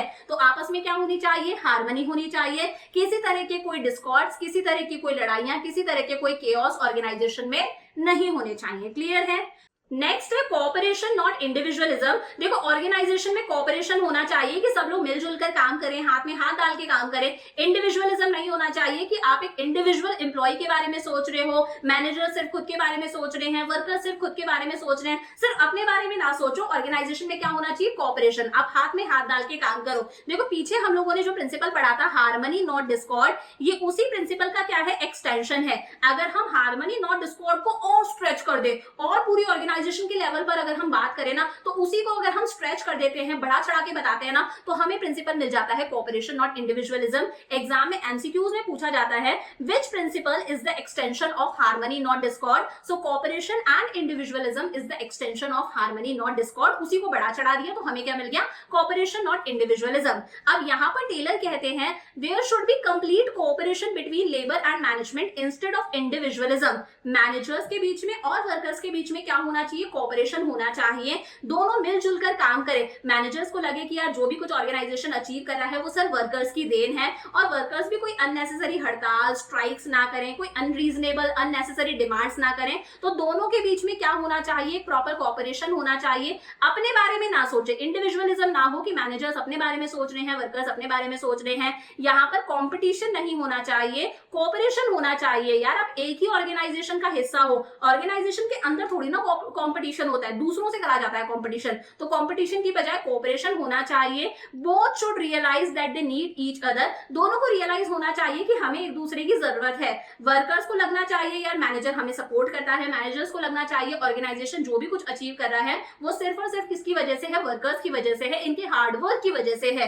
Management should not close its ears to any constructive suggestions made by the employees. अगर एम्प्लॉइज कोई कंस्ट्रक्टिव सजेशन देते हैं, कोई आइडिया देते हैं, कोई प्लान बताते हैं, तो मैनेजर को अपने कान बंद नहीं करने चाहिए, उसे एम्प्लॉइज के सजेशंस को सुनना चाहिए। And at the same time workers should not go on strikes. Workers को भी स्ट्राइक्स नहीं करनी चाहिए, कोई अनरीजनेबल डिमांड, कोई अननेसेसरी डिमांड नहीं करनी चाहिए जो कंपनी पूरी नहीं कर सकती। समझ में आ गया? कोऑपरेशन होना चाहिए, सब हाथ में हाथ डाल के चले, किसी तरह का कोई इंडिविजुअलिज्म नहीं होना चाहिए। लास्ट हमारा टेलर का प्रिंसिपल है development of each and every person. Her person का डेवलपमेंट होना चाहिए to his or her greatest efficiency and prosperity. हर बंदे का डेवलपमेंट होना चाहिए ताकि हर बंदे की एफिशिएंसी इंक्रीज हो, उसकी प्रॉस्पेरिटी इंक्रीज हो। यानी कि यहाँ पर एम्प्लॉइज की बात करी गई है, एम्प्लॉइज का प्रॉपर डेवलपमेंट होना चाहिए। Industrial efficiency depends on the efficiency of workers. देखो किसी भी बिजनेस की एफिशिएंसी किस पे डिपेंड करती है? उसकी वर्कर्स की एफिशिएंसी पे डिपेंड करती है। अगर वर्कर्स अच्छे से काम कर रहे हैं तो वो बिजनेस आगे बढ़ेगा, वो ऑर्गेनाइजेशन डेफिनेटली आगे जाएगा। और वर्कर्स की एफिशिएंसी किस पे डिपेंड करती है? कि आप उन्हें कितनी ट्रेनिंग दे रहे हो। अगर आप उन्हें प्रॉपर ट्रेनिंग दे रहे हो तो आपके वर्कर्स की एफिशिएंसी इंक्रीज होगी। आप उनका सिलेक्शन कैसे कर रहे हो? आप अच्छे बंदों को सिलेक्ट कर रहे हो, क्वालिफाइड एक्सपीरियंस्ड बंदों को सिलेक्ट कर रहे हो, तो डेफिनेटली यार आपका ऑर्गेनाइजेशन आगे जाएगा। तो Taylor insisted due care should be taken while selecting employees. Taylor कहते हैं पहली बात तो जब आप एम्प्लॉइज का सिलेक्शन कर रहे हो, उनका इंटरव्यू वगैरह ले रहे हो, जब उन्हें सिलेक्ट कर रहे हो, तभी आप बहुत सोच समझ के एम्प्लॉइज को सिलेक्ट करो कि बंदा क्वालिफाइड होना चाहिए, बंदा एक्सपीरियंस्ड होना चाहिए, बंदे के पास में बहुत सारी स्किल्स होनी चाहिए। And after selecting, they must be given job according to their qualification and experience। और एक बार जब आपने बंदे को सिलेक्ट कर लिया, तब आप उसे जॉब कैसे असाइन करोगे? उसकी क्वालिफिकेशन के हिसाब से। जिस चीज की उसके पास में क्वालिफिकेशन है, जिस चीज में उसने पढ़ाई करी है, जिस चीज का उसे एक्सपीरियंस है, आप उसी अकॉर्डिंग उसे जॉब असाइन करोगे। They must be sent for training to update their knowledge। बंदों को टाइम टू टाइम ट्रेनिंग के लिए भेजना चाहिए ताकि उनकी नॉलेज इंक्रीज हो, वो और ज्यादा अपडेट हो, अपग्रेड हो। It ensures greatest efficiency and prosperity. अपने आप बंदे की एफिशिएंसी इंक्रीज होगी, उसकी प्रॉस्पेरिटी इंक्रीज होगी, और बंदे की एफिशिएंसी इंक्रीज हो गई तो अपने आप आपका ओवरऑल ऑर्गेनाइजेशन ग्रो करेगा। तो बंदे की स्किल्स को इंप्रूव करने पर आप ध्यान दो, उसे टीच करो, उसके लिए वर्कशॉप्स ऑर्गेनाइज करो, उसके लिए ट्रेनिंग प्रोग्राम्स ऑर्गेनाइज करो, उसे वो काम दो जो उसे आता है, जिसमें वो एक्सपर्ट है, जिसमें वो स्पेशलाइज्ड है। अपने आप बंदे का डेवलपमेंट होगा। तो ये हो गए हमारे टेलर के दिए हुए 4 scientific principles of management. Science होनी चाहिए, रूल ऑफ थंब नहीं होना चाहिए, हार्मनी होनी चाहिए, डिस्कॉर्ड्स नहीं होने चाहिए, कोऑपरेशन होना चाहिए, इंडिविजुअलिज्म नहीं होना चाहिए, सबके बारे में सोचना है, कंपटीशन नहीं, कोऑपरेशन चाहिए, and development of each and every person to his or her greatest efficiency and prosperity. बंदे को आप सिलेक्ट सोच समझ के करो। सिलेक्ट कर लिया तो उसे वो काम दो जिसमें वो क्वालिफाइड है, एक्सपीरियंस्ड है, जो उसका शौक है, जिसमें वो स्पेशलाइज्ड है, और टाइम टू टाइम उसे ट्रेनिंग दो ताकि उसका डेवलपमेंट हो, वो अपग्रेड होता रहे। क्लियर है? लास्ट टॉपिक आता है, अब देखो टेलर ने हमें कुछ टेक्निक्स भी दी। टेलर ने हमें 4 प्रिंसिपल्स दिए साइंटिफिक मैनेजमेंट के, तो टेलर ने हमें साइंटिफिक टेक्निक्स भी दी हैं। कौन कौन सी 5 साइंटिफिक टेक्निक्स दी? पहला है functional foremanship, second is standardisation and simplification of work, third is work study, fourth is differential piece wage system, and last it's mental revolution. One by one पढ़ते हैं। पहला है फंक्शनल फोरमैनशिप। ध्यान से समझना, ये इंडिविजुअली पूछी जाती है टेक्निक्स अलग से क्वेश्चन में, तो सारी टेक्निक्स को ध्यान से समझना है। देखो फंक्शनल फोरमैनशिप क्या होता है? Taylor suggested the division of factory into 2 departments. Taylor बोलते हैं फैक्ट्री को 2 डिपार्टमेंट्स में डिवाइड कर दो। फैक्ट्री को 2 डिपार्टमेंट्स में डिवाइड कर दो। एक डिपार्टमेंट तो कौन सा डिपार्टमेंट होगा? Planning department. कौन सा डिपार्टमेंट? Planning department. और एक डिपार्टमेंट होगा प्रोडक्शन डिपार्टमेंट। ठीक है, प्रोडक्शन डिपार्टमेंट। ये हमारी पूरी की पूरी फैक्ट्री है। फैक्ट्री को 2 हिस्सों में डिवाइड कर दो, एक है प्लानिंग डिपार्टमेंट और एक होगा प्रोडक्शन डिपार्टमेंट। टेलर कहते हैं भाई पॉसिबल नहीं है कि एक ही बंदा सारी की सारी प्लानिंग भी करे कि क्या करना है, कैसे करना है, कब करना है, काम को किससे करवाना है, और एक ही बंदा एक्चुअली में प्रोडक्शन भी कर रहा है, रॉ मटेरियल को फिनिश गुड्स में कन्वर्ट कर रहा है। ये प्रैक्टिकली पॉसिबल नहीं है। तो आप फैक्ट्री को 2 हिस्सों में डिवाइड कर दो, one is planning department and one is production department.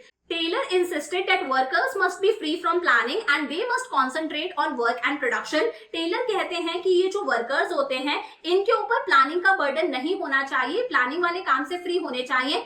Planning वाला काम दूसरे बंदे करेंगे। वर्कर्स को किस पर फोकस करना है? काम पर फोकस करना है, वर्क पर फोकस करना है, प्रोडक्शन पर फोकस करना है। He suggested that under each department there must be some functional experts to supervise, guide and instruct the workers। फिर टेलर कहते हैं हर डिपार्टमेंट के अंदर कुछ एक्सपर्ट्स होने चाहिए। प्लानिंग डिपार्टमेंट में भी 4 एक्सपर्ट होंगे और हमारे प्रोडक्शन डिपार्टमेंट के अंदर भी 4 एक्सपर्ट होंगे। टोटल 8 एक्सपर्ट्स होंगे जो अपने अपने डिपार्टमेंट को सुपरवाइज करेंगे, चेक करेंगे कि वर्कर्स सही से काम तो कर रहे हैं या नहीं कर रहे, वर्कर्स को गाइड करेंगे, वर्कर्स को इंस्ट्रक्शंस देंगे कि काम को कैसे करना है, कब करना है, किस काम को कितनी देर में करना है, आज कितनी यूनिट्स प्रोड्यूस करनी है। तो टेलर ने बोला टोटल 8 फंक्शनल एक्सपर्ट्स होने चाहिए, 4 प्लानिंग डिपार्टमेंट में होने चाहिए, 4 प्रोडक्शन डिपार्टमेंट में होने चाहिए। This is functional foremanship. एक बार रिवाइज करवाऊं, टेलर कहते हैं कि फैक्ट्री को 2 हिस्सों में डिवाइड कर दो। वर्कर्स जो होते हैं वो पॉसिबल नहीं है कि वही लोग प्रोडक्शन भी करें, वही लोग प्लानिंग भी करें, तो एक प्लानिंग डिपार्टमेंट बना दो, एक प्रोडक्शन डिपार्टमेंट बना दो, और दोनों डिपार्टमेंट्स में 8 एक्सपर्ट्स होने चाहिए। 4 एक्सपर्ट्स प्लानिंग डिपार्टमेंट में हो, 4 प्रोडक्शन डिपार्टमेंट में हो, ताकि वो वर्कर्स को सुपरवाइज करे कि वर्कर्स सही से काम कर रहे हैं या नहीं, उन्हें गाइड करे, उन्हें इंस्ट्रक्शंस दे कि काम को कैसे करना है। और इसी को बोला जाता है extension of principle of division of work. जो हम लोगों ने हेनरी फियोल का फर्स्ट प्रिंसिपल पढ़ा था ना, डिवीजन ऑफ वर्क, ये उसी का क्या है? एक्सटेंशन है। उसी को आगे बढ़ा दिया तो हमें मिलती है फंक्शनल फोरमैनशिप। यहां ध्यान से समझना, ये फैक्ट्री है, फैक्ट्री को 2 हिस्सों में डिवाइड करा, ये है प्लानिंग डिपार्टमेंट, ये है प्रोडक्शन डिपार्टमेंट। ये लोग सारा का सारा प्लानिंग वाला काम करेंगे। कि व्हाट टू डू, क्या काम करना है, व्हेन टू डू, काम को कब करना है, हाउ टू डू, काम को कैसे करना है, and from home to do, कि कौन सा काम कब कौन करेगा। तो ये सारी की सारी चीजें प्लानिंग करेंगे, यानी कि पूरा का पूरा पेपर वर्क करेंगे, क्या करना है, कैसे करना है, कब करना है, काम को किससे करवाना है। और ये है हमारा प्रोडक्शन डिपार्टमेंट। ये लोग एक्चुअली क्या करेंगे, प्रोडक्शन करेंगे। अब ये दो डिपार्टमेंट्स इसलिए बनवाए हैं ताकि ये लोग काम पर फोकस कर सके, ये लोग प्लानिंग पर फोकस कर सके, दोनों लोग अलग अलग काम करें। अब प्लानिंग डिपार्टमेंट के अंदर भी हमारे पास में 4 एक्सपर्ट्स हैं, प्रोडक्शन डिपार्टमेंट में भी हमारे पास में 4 एक्सपर्ट्स हैं। प्लानिंग डिपार्टमेंट में कौन कौन से 4 एक्सपर्ट्स हैं? एक है रूट क्लर्क, एक है इंस्ट्रक्शन कार्ड क्लर्क, एक है टाइम एंड कॉस्ट क्लर्क और एक है डिसिप्लिनेरियन। अब ये सारे के सारे इनके अंडर कौन आ जाते हैं? हमारे वर्कर्स आ जाते हैं। इनके अंदर सारे वर्कर्स काम करेंगे। प्रोडक्शन इंचार्ज के अंडर भी हमारे पास में 4 एक्सपर्ट्स आते हैं। एक है गैंग बॉस, एक है स्पीड बॉस, एक है रिपेयर बॉक्स और एक है हमारा इंस्पेक्टर। इनके नीचे आ जाते हैं हमारे सारे के सारे वर्कर्स। समझ में आया कि यहाँ पर फैक्ट्री को हम लोगों ने 2 हिस्सों में डिवाइड करा, प्रोडक्शन और प्लानिंग। प्लानिंग के अंडर भी 4 एक्सपर्ट्स है, प्रोडक्शन के अंडर भी 4 एक्सपर्ट्स है। टोटल हमारे पास में हो गए 8 एक्सपर्ट्स। ये 4 एक्सपर्ट्स कौन कौन से हैं? Root clerk, instruction card clerk, time and cost clerk और डिसिप्लिनेरियन। प्रोडक्शन के अंदर है gang boss, speed boss, repair boss और हमारा इंस्पेक्टर। वन बाय वन देखते हैं। प्लानिंग वाले डिपार्टमेंट में एक है रूट क्लर्क। रूट क्लर्क सिर्फ इतना बताता है कि किसी भी काम को करने के लिए आपको कौन कौन से स्टेप्स फॉलो करने हैं। ये सीक्वेंस ऑफ स्टेप्स बताता है कि पेपर मैन्युफैक्चर करना है, पेपर बनाना है, तो आप कौन कौन से स्टेप्स फॉलो करोगे। कोई भी मैकेनिकल जॉब करने के लिए, कोई भी मैनुअल जॉब अगर परफॉर्म करनी है तो उस जॉब को परफॉर्म करने के लिए आप कौन कौन से स्टेप्स फॉलो करोगे, वो कौन बताता है? रूट क्लर्क बताता है। सिर्फ प्लानिंग वाला काम कर रहा है। इंस्ट्रक्शन कार्ड क्लर्क क्या देता है? जनरल इंस्ट्रक्शंस देता है। वो बताता है क्या बनाना है, कैसे बनाना है, जनरल इंस्ट्रक्शंस देता है। आपको सेफ्टी से रिलेटेड चीजें भी बताता है कि आपको ये चीजें पहन के रखनी है ताकि आप सेफ फील करो। तो ये आपको जनरल इंस्ट्रक्शंस देता है, क्या करना है, कैसे करना है, आपको सेफ्टी टिप्स देता है, रूल्स रेगुलेशंस बताता है। टाइम एंड कॉस्ट क्लर्क का क्या काम है? टाइम एंड कॉस्ट क्लर्क बताता है कि आप किसी भी काम को कब स्टार्ट करोगे, कब जॉब को स्टार्ट करोगे, कब तक आपकी जॉब कंप्लीट हो जानी चाहिए। तो टाइम से रिलेटेड सारी चीजें बता दी, कब काम को स्टार्ट करना है, कब काम को कंप्लीट करना है। साथ में कॉस्ट शीट भी बनाता है कि किसी भी काम को करने की कॉस्ट कितनी आ रही है। और डिसिप्लिनेरियन क्या करता है? फैक्ट्री लेवल पर ये मेक श्योर करके रखता है कि सारा काम एक प्रॉपर सिस्टमैटिक तरीके से हो रहा है, ऑर्डरली वे में काम हो रहा है। मतलब फैक्ट्री के लेवल पर ये डिसिप्लिन बनाने का काम करता है। तो समझ में आ गया प्लानिंग के अंदर कौन कौन आया? Route clerk sequence of steps decide करेगा, instruction card clerk general instructions देगा, टाइम एंड कॉस्ट क्लर्क बताएगा काम को कब स्टार्ट करना है, कब खत्म करना है, किसी भी काम को करने की कितनी कॉस्ट आ रही है, कॉस्ट शीट बनाता है। और डिसिप्लिनेरियन ऑर्गेनाइजेशन के अंदर फैक्ट्री लेवल पर डिसिप्लिन मेंटेन करने का काम करता है। अब ये आ गया हमारा प्रोडक्शन डिपार्टमेंट। प्रोडक्शन डिपार्टमेंट में पहला है गैंग बॉस। गैंग बॉस सारी की सारी मशीनरी अरेंज करता है, सारे के सारे टूल्स, औजार, सारे के सारे रिसोर्सेज अरेंज करता है ताकि जो भी काम है वो स्पीड से हो सके, सिस्टमैटिकली हो सके। तो इसका काम है सारे रिसोर्सेज, मशीन्स और टूल्स को अरेंज करना। स्पीड बॉस का काम है ये मेक श्योर करता है कि जो भी टास्क है वो टाइम पर कंप्लीट हो जाए। जो भी काम करने का टाइम डिसाइड करा गया था उस टाइम पर सारा का सारा काम कंप्लीट हो जाना चाहिए। वो जिम्मेदारी किसकी है? स्पीड बॉस की है। रिपेयर बॉस ये मेक श्योर करके रखता है कि सारी मशीन, सारे टूल्स और सारे के सारे जो रिसोर्सेज है वो सही कंडीशन में तो है ना, कोई रिसोर्सेज खराब तो नहीं है, कोई टूल, कोई मशीनरी खराब तो नहीं है। अगर वो खराब है तो उसको सही करवाने की जिम्मेदारी किसकी है? रिपेयर बॉस की है। और इंस्पेक्टर का क्या काम है? ये क्वालिटी चेक करता है कि जो भी प्रोडक्शन हो रहा है वो अच्छी क्वालिटी का तो हो रहा है, जो आउटपुट बन के निकला है वो सही क्वालिटी का तो है ना, आउटपुट बनाने के लिए जो रॉ मटेरियल खरीद के लेकर आए थे वो रॉ मटेरियल तो सही क्वालिटी का है ना। क्लियर हो गया? तो गैंग बॉस क्या करेगा? सारे मशीनरी, सारे टूल्स, रिसोर्सेज को अरेंज करेगा। स्पीड बॉस ये मेक श्योर करके रखेगा कि जो टाइम डिसाइड हुआ था उस टाइम पर टास्क जो है वो कंप्लीट हुआ है ना। रिपेयर बॉस ये मेक श्योर करेगा सारी मशीन, टूल्स और रिसोर्सेज सही कंडीशन में तो है ना, कुछ खराब तो नहीं है। और इंस्पेक्टर क्या करेगा? क्वालिटी चेक करेगा। तो ये हमारी पहली टेक्निक हो गई, that is functional foremanship. Clear है? सेकेंड टेक्निक है standardisation and simplification of work. देखो स्टैंडर्डाइजेशन अलग चीज है, सिंप्लीफिकेशन अलग चीज है, दोनों को ध्यान से समझना। स्टैंडर्डाइजेशन का मतलब क्या है? मैं कहती हूं आप आईफोन 13 लाने गए, ठीक है, आप आईफोन 13 लाने गए किसी पर्टिकुलर कलर का, मैं भी सेम आईफोन 13 ला रही हूँ सेम कलर का, तो जैसा आपका आया है वैसा ही मेरा आएगा ना, एकदम सेम होगा। ऐसा थोड़ी ना आपका थोड़ा सा बड़ा आएगा, मेरा थोड़ा सा छोटा आएगा। हमारे दोनों के आईफोन 13 का कलर भी सेम होगा, साइज भी सेम होगा, उसके फीचर्स भी सेम होंगे, उसकी एमआरपी भी सेम होगी, सारी चीजें सेम होगी ना। तो ये सेम होने को ही हम क्या कहते हैं, स्टैंडर्डाइजेशन कहते हैं। आप 100 रुपीज वाली पॉन्ड्स क्रीम लाने के लिए गए, ठीक है, 100 रुपीज वाली, सेम वही 100 रुपीज वाली पॉन्ड्स क्रीम मैं लेकर आ रही हूँ। अब चाहे आप जयपुर में खरीदो, चाहे बैंगलोर में खरीदो, चाहे दिल्ली में खरीदो, जो 100 रुपए वाली पॉन्ड्स क्रीम है वो एकदम सेम होगी, सेम पैकेजिंग होगी, सेम पीछे एमआरपी लिखी हुई होगी, सेम खुशबू होगी, उसमें सेम रॉ मटेरियल यूज हुआ होगा, सारी चीजें सेम होगी ना।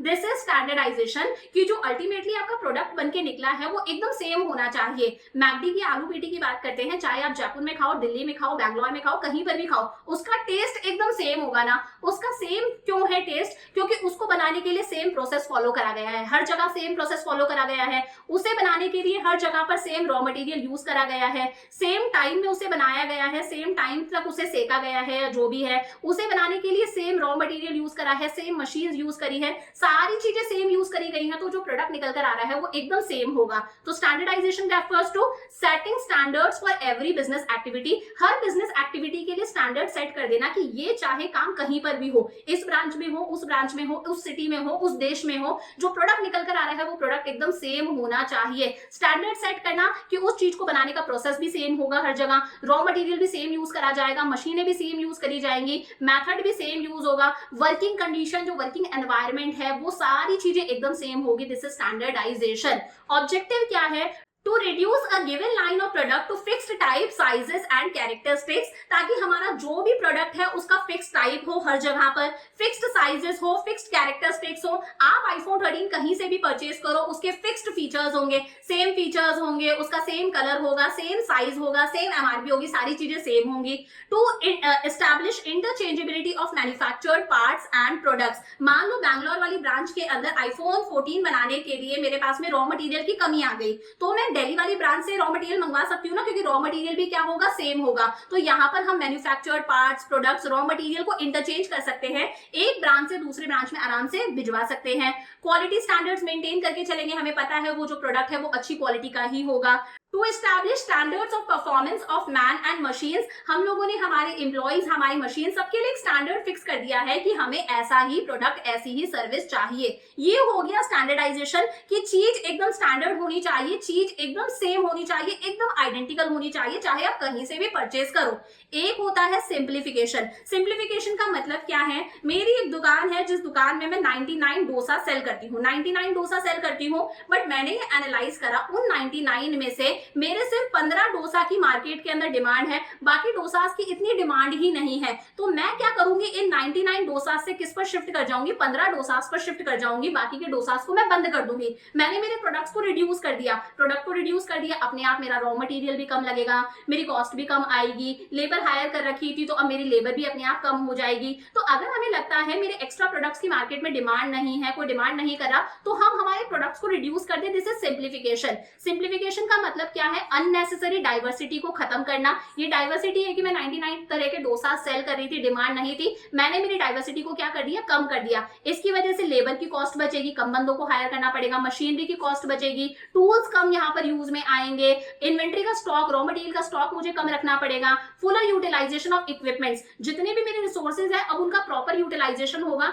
एक 99 डोसास बनाने पड़ रहे थे, अब सिर्फ 15 डोसा बनाने पड़ रहे हैं, तो रिसोर्सेज का प्रॉपर यूटिलाइजेशन होगा और टर्नओवर भी कम होगा। एम्प्लॉइज जॉब को छोड़ के जाएंगे नहीं, क्योंकि एम्प्लॉय हैपजर्ड हो जाता है कि यार बहुत ज्यादा काम है, 99 डोसा बनाने, अब सिर्फ 15 डोसा बनाने, तो उसके पास में भी वर्कलोड कम है, तो एम्प्लॉय टर्नओवर भी कम होगा। तो स्टैंडर्डाइजेशन का मतलब है प्रोडक्ट एकदम कैसा होना चाहिए, सेम होना चाहिए, एकदम आइडेंटिकल होना चाहिए, चाहे आप कहीं से भी खरीदो। सिंप्लीफिकेशन का मतलब है आपकी प्रोडक्ट की डाइवर्सिटी को कम कर दो, प्रोडक्ट लाइन को कम कर दो। अगर डिमांड नहीं है 99 डोसास की, तो आप 15 डोसास की बेचो जिनकी मार्केट में डिमांड है। समझ में आ गया?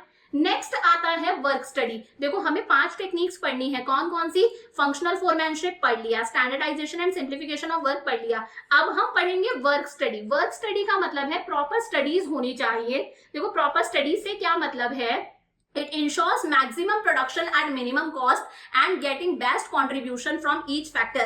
अलग अलग तरह की स्टडीज करी जाती हैं ताकि काम को करने की जो कॉस्ट है, यानी कि जो कॉस्ट ऑफ प्रोडक्शन है, जो भी प्रोडक्ट को बनाने की जो कॉस्ट है, कॉस्ट ऑफ प्रोडक्शन है, वो कम से कम आए, रिसोर्सेज का प्रॉपर यूटिलाइजेशन हो, बेस्ट यूटिलाइजेशन हो। हम जितने भी फैक्टर्स यूज कर रहे हैं, फैक्टर्स मतलब हम अलग अलग तरह के फैक्टर्स ऑफ प्रोडक्शन यूज करते हैं ना, लैंड यूज करते हैं, लेबर यूज करते हैं, कैपिटल यूज करते हैं, बहुत सारी चीजें यूज करते हैं, इनका प्रॉपर यूटिलाइजेशन होना चाहिए। इसके लिए हम अलग अलग तरह की स्टडीज करते हैं।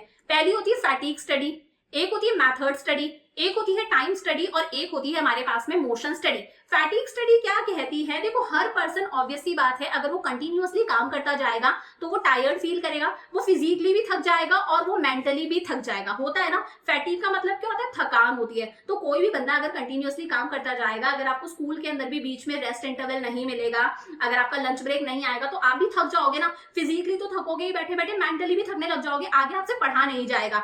If he does not rest while working, the rest intervals will help one to regain stamina and work again with the same capacity। लेकिन अगर आपको बीच में एक रेस्ट इंटरवल मिल जाता है, लंच ब्रेक मिल जाते हैं, तो दोबारा से वही पुराना वाला स्टैमिना आ जाता है जो सुबह स्टैमिना था, दोबारा से वर्क करने की एनर्जी आ जाती है, दोबारा टीचर का लेक्चर सुनने की एनर्जी आ जाती है ना। तो this is fatigue study, this will result in increase productivity. इसका मतलब यही है कि हर एम्प्लॉय भी काम करता करता थक जाता है, अगर आप बीच में उसे लंच ब्रेक दे दोगे, थोड़ा सा ब्रेकफास्ट ब्रेक दे दोगे, टी ब्रेक दे दोगे, तो वो दोबारा से उसका स्टैमिना आ जाता है, वर्क एनर्जी आ जाती है और वो अपना बेस्ट देता है। तो फैटिग स्टडी में हम 3 चीजें डिसाइड करते हैं। फ्रीक्वेंसी ऑफ रेस्ट इंटरवल्स, कि कितने कितने टाइम में बंदे को रेस्ट इंटरवल्स मिलने चाहिए, कितने कितने टाइम में बंदे को रेस्ट की जरूरत है।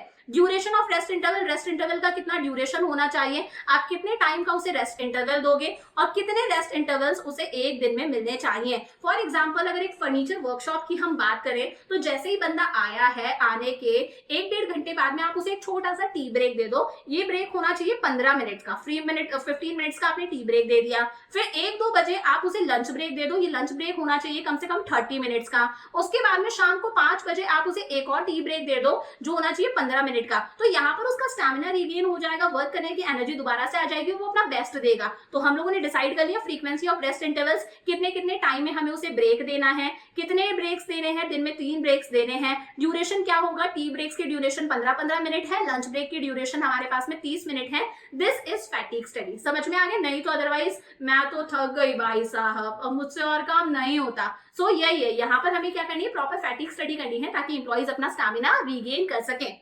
सेकेंड स्टडी आती है हमारी वर्क स्टडी में, मैथड स्टडी। देखो हर चीज को करने के बहुत सारे मैथड्स होते हैं, बहुत सारे तरीके होते हैं, बट आप बेस्ट मैथड फाइंड आउट करो। टेलर कहते हैं हर काम को करने के ऑल्टरनेटिव वेज है, बट आप बेस्ट मैथड फाइंड आउट करो। बेस्ट मैथड कौन सा होता है, जिससे काम को करने की कॉस्ट ऑफ प्रोडक्शन कम से कम आती है और कंपनी को प्रॉफिट ज्यादा से ज्यादा होता है, वही क्या है, बेस्ट मैथड है। The objective of method study is to find out one best way of doing the job. इसका मकसद ही क्या है, काम को करने के लिए बेस्ट तरीका फाइंड आउट करना। The best method is one which keeps cost of production come. Best method कौन सा है, जिससे कॉस्ट ऑफ प्रोडक्शन कम से कम आएगी और रिसोर्सेज का प्रॉपर यूटिलाइजेशन होगा, रिसोर्सेज का कोई वेस्टेज नहीं होगा, काम एकदम एफिशिएंटली होगा।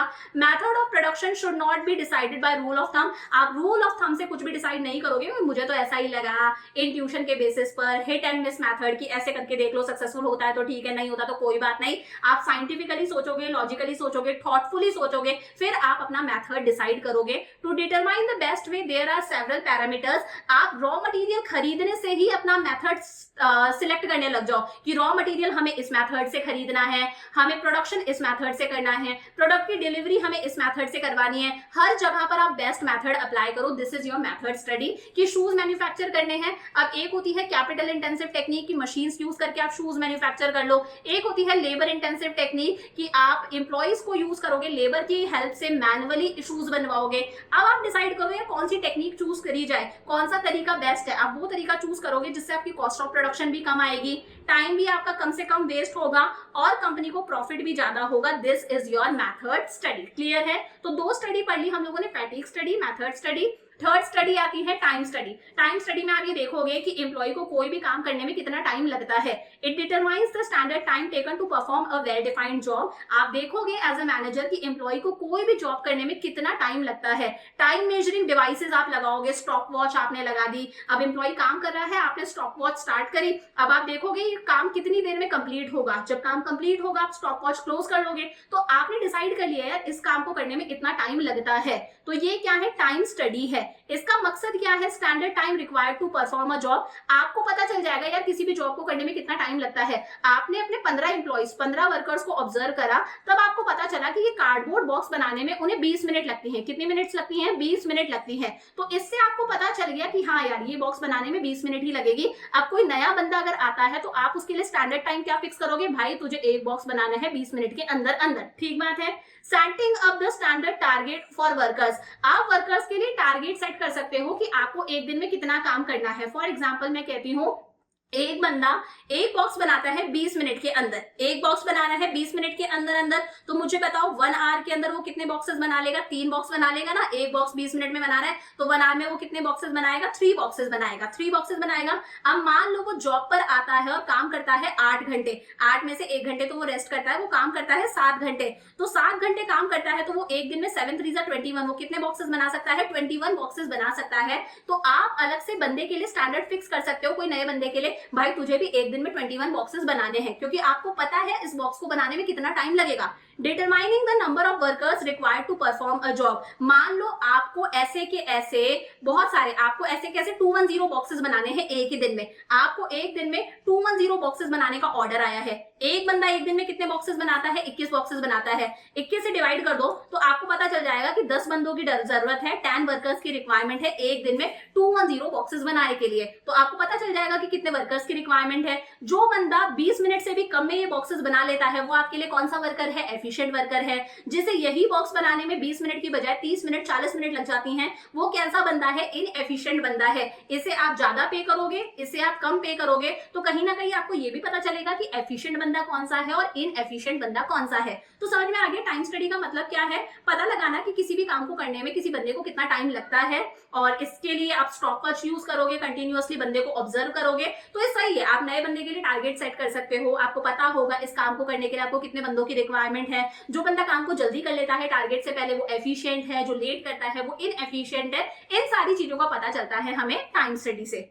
अब लास्ट है मोशन स्टडी। देखो हम लोगों ने वर्क स्टडी में कौन कौन सी स्टडी पढ़ी? एक होती है फैटिग स्टडी, थकान वाली, एक मेथड स्टडी जिसमें हम बेस्ट मेथड फाइंड आउट करते हैं, टाइम स्टडी में हम देखते हैं किसी भी काम को करने में कितना टाइम लगेगा, और लास्ट है मोशन स्टडी। मोशन स्टडी में आप वर्कर की मूवमेंट्स को ऑब्जर्व करते हो। वर्कर काम करते टाइम पर अलग अलग तरह की मूवमेंट्स करता है। अगर आप किसी फैक्ट्री में खड़े हो और फैक्ट्री में आप वर्कर को देखोगे ना, तो वो अलग अलग तरह की मूवमेंट्स करता है। कई बार वो किसी ऑब्जेक्ट को लिफ्ट करता है, उठा के लेकर जाता है। कई बार वो किसी ऑब्जेक्ट को जगह पर रखता है, पुटिंग ऑब्जेक्ट्स जगह पर है, कभी बैठता है, कभी खड़ा होता है, कभी थक जाता है, अपनी पोजीशन चेंज करता है। तो वो अलग अलग तरह की मूवमेंट्स करता है। टेलर कहते हैं आप इन मूवमेंट्स को ऑब्जर्व करो अच्छे से कि वो कौन कौन सी मूवमेंट्स कर रहा है और इन मूवमेंट्स को करने में उसका कितना टाइम वेस्ट हो रहा है। प्रोडक्टिव मूवमेंट है, इट इज ओके। कोई अनप्रोडक्टिव मूवमेंट हो रही है, कोई टूल बॉक्स उसे यहाँ पर चाहिए बट वो टूल बॉक्स वहां पे रखा हुआ है, जाता है टूल बॉक्स लेकर आता है, फिर काम करता है, फिर टूल बॉक्स रखकर आता है, कितना टाइम वेस्ट होता है। तो टेलर कहते हैं आप बंदे की मूवमेंट्स को ऑब्जर्व करो कि उसे ऑब्जेक्ट्स लिफ्ट करने में कितना टाइम लगता है, ऑब्जेक्ट को रखने में कितना टाइम लगता है, बैठने में कितना टाइम खर्च हो रहा है, अपनी पोजीशन चेंज होने में कितना टाइम लग रहा है। और जब आप ऑब्जर्व करोगे तो आपको पता चलेगा वो 3 तरह की मूवमेंट्स करता है। एक होती है प्रोडक्टिव मूवमेंट, जो काम करने के लिए करनी ही पड़ेगी। मैं बार बार इस पेन को जब भी लिखती हूँ तब यूज करती हूँ और फिर यूज करके इसमें रख के दोबारा रख देती हूँ, फिर बार बार लेती हूँ, फिर बार बार इसमें रखती हूँ। काम करने के लिए मुझे ये मूवमेंट करनी पड़ रही है, दिस इज प्रोडक्टिव मूवमेंट, मैं इसे इग्नोर नहीं कर सकती, ये करनी पड़ेगी। एक होती है इंसिडेंटल मूवमेंट, मान लो ये पेन मेरा नीचे गिर गया, अब पेन को उठाने में मुझे 2-3 सेकंड्स लगेंगे, बट ये चीज कभी कभी हो रही है, पेन रोज रोज नहीं गिरता, तो हम इस मूवमेंट को भी इग्नोर कर सकते हैं। एक होती है अनप्रोडक्टिव मूवमेंट, ऐसी मूवमेंट जो अनप्रोडक्टिव है, जिससे प्रोडक्टिविटी में कोई कंट्रीब्यूशन नहीं हो रहा, इसकी वजह से सिर्फ और सिर्फ क्या होता है, टाइम वेस्ट होता है। फॉर एग्जाम्पल मान लो मैं एक फैक्ट्री में काम कर रही हूँ, मुझे एक टूल बॉक्स की जरूरत पड़ती है, बट वो टूल बॉक्स दूसरे रूम में रखा हुआ है, मैं दूसरे रूम से टूल बॉक्स लेकर आती हूँ, फिर आके काम करती हूँ, फिर टूल बॉक्स रख के आती हूँ, कितना टाइम वेस्ट हो रहा है, अनप्रोडक्टिव मूवमेंट है। अगर ये टूल बॉक्स मेरे पास में रखा होगा तो मैं काम जल्दी कर लूंगी ना। इस तरह की मूवमेंट्स को आप अवॉइड कर सकते हो, इस तरह की मूवमेंट्स को आप खत्म कर सकते हो उस टूल बॉक्स को एम्प्लॉय के पास में अरेंज करवा के। Unnecessary movement should be eliminated, आप अननेसेसरी मूवमेंट्स को खत्म कर दो so that it takes less time to complete the job efficiently, ताकि जो भी वो जॉब है वो स्पीड से हो सके, उस जॉब को परफॉर्म करने में टाइम कम लग सके। Suitable equipment and tools are design to minimise unproductive movement, आप जो भी इक्विपमेंट्स हैं, जो भी टूल्स है वो एम्प्लॉय के पास ही अरेंज करवा दो सो दैट उसे बार बार अलग अलग जगह पर उठकर जाना नहीं पड़े। अगर मैं बार बार उठ के जाऊंगी तो दूसरे बंदों से बातें भी करूंगी, थोड़ी सी गपशप भी मारूंगी, हेलो हाय भी करूंगी, इसमें बहुत टाइम वेस्ट होगा, ये अनप्रोडक्टिव मूवमेंट है। तो ये मोशन स्टडी यही कहती है, आप बंदे के मोशंस को ऑब्जर्व करो, आपको लग रहा है ये अनप्रोडक्टिव मोशन है तो आप उसे एलिमिनेट कर दो। फॉर एग्जाम्पल मान लो ये जो मेरा रखने वाला है ये यहाँ पर रखा हुआ है, ऊपर रखा हुआ है, ऊपर कोई डेस्क वगैरह है वहां पर ये रखा है, मैं बार बार इस तरह से पेन रखती हूँ, फिर यहाँ से लेती हूँ, बार बार पेन रखती हूँ, यहाँ से लेती हूँ। मेरे एम्प्लॉयर ने मुझे ऑब्जर्व करा और वो क्या करेगा, इसके लिए एक फिक्स जगह यहाँ पे नीचे लगवा देगा, सो दैट मैं फटाफट से रखूंगी, फटाफट से लिखूंगी, फटाफट से रखूंगी, फटाफट से लिखूंगी। तो एक अननेसेसरी अनप्रोडक्टिव मूवमेंट की यहाँ पर कमी हो गई और काम कैसे होगा, स्पीड से होगा। समझ में आ गया। फोर्थ है डिफरेंशियल पीस वेट सिस्टम। देखो डिफरेंशियल पीस वेट सिस्टम का मतलब है, टेलर कहते हैं आप बंदे को उसने जितना प्रोडक्शन करा है ना उसके हिसाब से पे करो, ज्यादा प्रोडक्शन करा है ज्यादा पे करो, कम प्रोडक्शन करा है कम पे करो। यहाँ पर बंदा इनएफिशिएंट है, मतलब इसने कम प्रोडक्शन करा है तो इसे कम पे करा गया है, ये बंदा एफिशिएंट है ज्यादा प्रोडक्शन करता है तो इसे ज्यादा पे किया गया है। ऐसा कैसे होता है, टेलर ने बोला आप बंदों के लिए एक टारगेट सेट कर दो। फॉर एग्जाम्पल एक बंदे के लिए टारगेट सेट करा है कि एक बंदे को एक दिन के अंदर अंदर कम से कम 60 पैन प्रोड्यूस करने हैं। कितने पैन प्रोड्यूस करने हैं, 60 पैन प्रोड्यूस करने हैं एक बंदे को एक दिन के अंदर अंदर। अगर बंदा 60 पैन प्रोड्यूस करेगा ना तो उसे कितना पे करा जाएगा, एक पैन के लिए 10 रुपए पे करे जाएंगे। ये टारगेट है, एक दिन में 60 पैन प्रोड्यूस करने हैं और अगर 60 पैन प्रोड्यूस करोगे तो आपको 10 रुपए के हिसाब से पे करा जाएगा।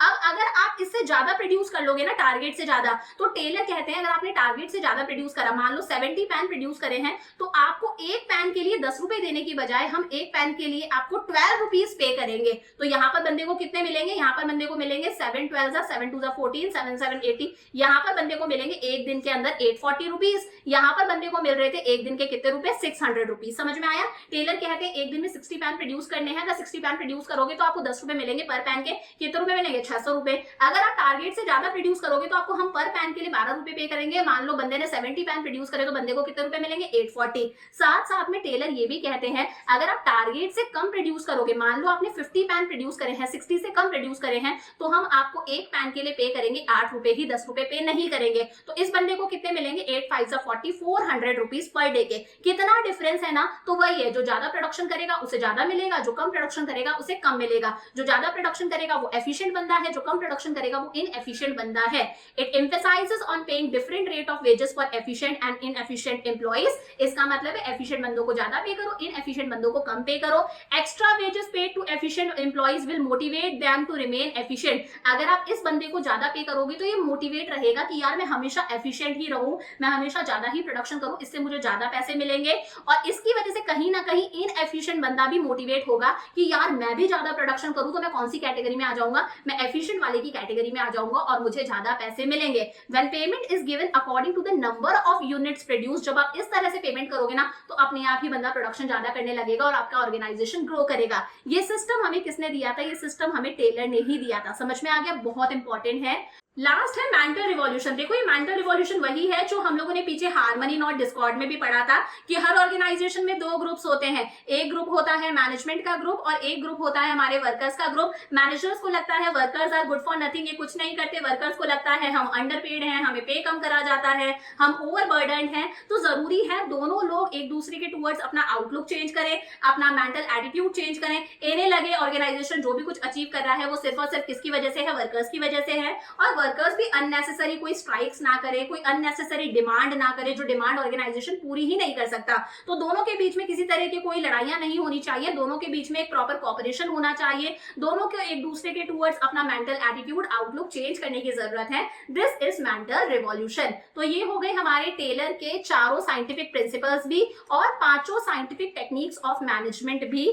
अब देखो ये जो साइंटिफिक टेक्निक, साइंटिफिक प्रिंसिपल्स जो टेलर ने दिए, इसके फायदे क्या हैं? ऑब्वियस सी बात है, अगर इन टेक्निक्स को अप्लाई करेंगे तो ऑर्गेनाइजेशन के अंदर सिंप्लीफिकेशन होगा, अननेसेसरी एक्टिविटीज नहीं होंगी, सिंप्लीफिकेशन होगा, स्पेशलाइजेशन देखने को मिलेगा। हर बंदा वही काम करेगा जिसमें वो स्पेशलाइज्ड है, जिसमें वो क्वालिफाइड है, जिसमें उसे एक्सपीरियंस है, जिसमें उसकी मतलब हॉबी है, उसे वो काम करना पसंद है, तो वो 100% अपना बेस्ट देगा। तो साइंटिफिक मैनेजमेंट के प्रिंसिपल्स अगर हम अप्लाई करते हैं तो ऑर्गेनाइजेशन स्मूथली चलता है, सिंप्लीफिकेशन देखने को मिलता है, स्पेशलाइजेशन के बेनिफिट्स मिलते हैं। यहाँ पर आप कॉस्ट को कम कर सकते हो। जब आप काम का सिंप्लीफिकेशन करते हो ना कि आपने अननेसेसरी स्टेप्स को खत्म कर दिया है, जैसे 99 डोसास की मार्केट में डिमांड नहीं थी, अब सिर्फ 15 डोसा बेचे जा रहे हैं, तो अपने आप आपकी कॉस्ट ऑफ प्रोडक्शन भी कम हो जाती है। कॉस्ट ऑफ प्रोडक्शन कम होगी तो ऑब्वियसली बात है कहीं ना कहीं आप अपने प्रोडक्ट को बेचोगे भी सस्ते में, और जब आप अपने प्रोडक्ट को सस्ते में बेचोगे तो आप लार्ज मार्केट के शेयर को कैप्चर कर सकते हो, ज्यादा से ज्यादा मार्केट को कैप्चर कर सकते हो, आपके कस्टमर्स इंक्रीज हो सकते हैं।